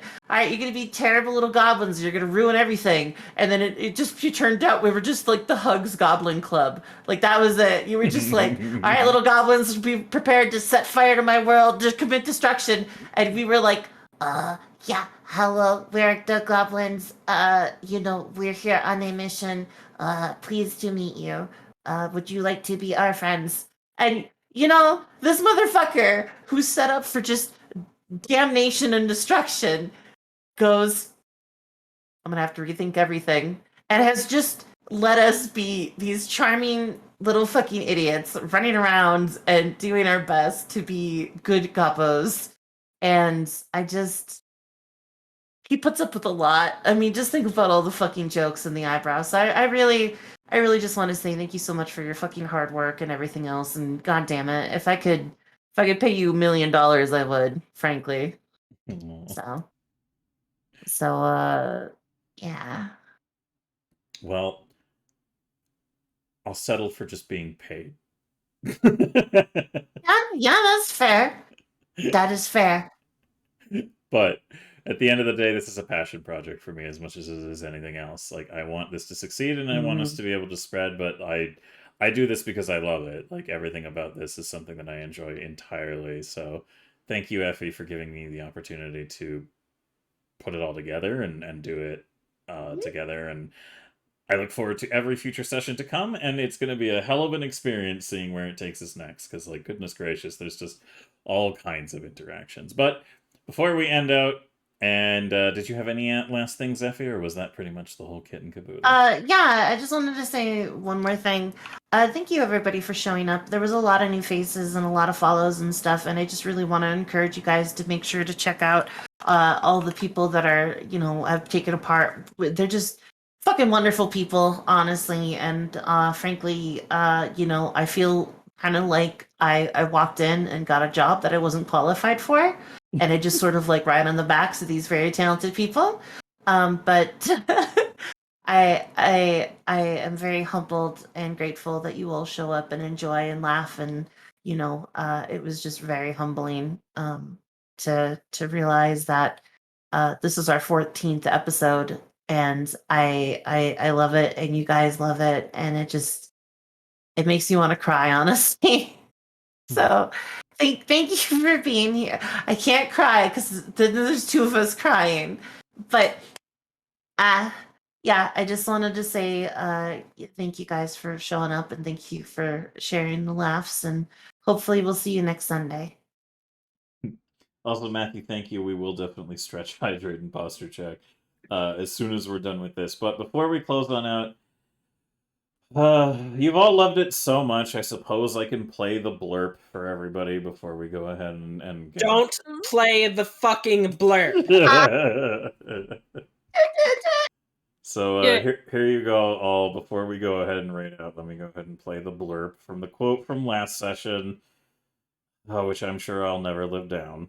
Everybody gets 1 XP. I'll allow half because it's technically not using the Goblissi, but it is Goblissi adjacent. That's amazing. All right, there you go. There you all go. There you are. That's all you get. That's all you all get. The Goblissi adjacent. I didn't hear it. I'm waiting for that fan art. It was on the stream. So upset. Oh, usually it plays on my end. That's weird. No, I didn't. Okay. I played the sound clip on Oh. because you wouldn't Okay. hear it. You wouldn't, or you would only be the one to hear it if I did it that way. Oh, understandable. Okay. All right. Anyways, thank you all so much for being here. Avery, who are we rating? Oh, hey. A good choice. Very solid. Brunswick again. Yes, Brunswick is a solid dude and is a very talented role player and runs many different projects and he's fucking hilarious. So I would highly recommend you guys check him out and give him some love. So thank you all of you again for being here. A reminder, we won't have our Warhammer RPG stuff on this coming Wednesday because Getsu needs to go do filming shit. And make sure you tune into basically all of our channels for Aether tomorrow. Yeah, true. We're going to be doing our VRRP shenanigans in the world of Aether, so make sure you tune into every single one of these channels to watch, everybody you see here, all of us, to watch that. And blah, blah, blah. There's a whole bunch of other shit going on. Effie and I do shit on Thursdays. We do Skyrim together after Aether on Monday, blah, blah, blah, etc., etc. We could go on and on, but there's a lot to see. So just tune in all the time. Anyways, players, say goodbye, and we'll raid on out to Mr. Brunswick. Goodbye, Bye. bitches. Bye.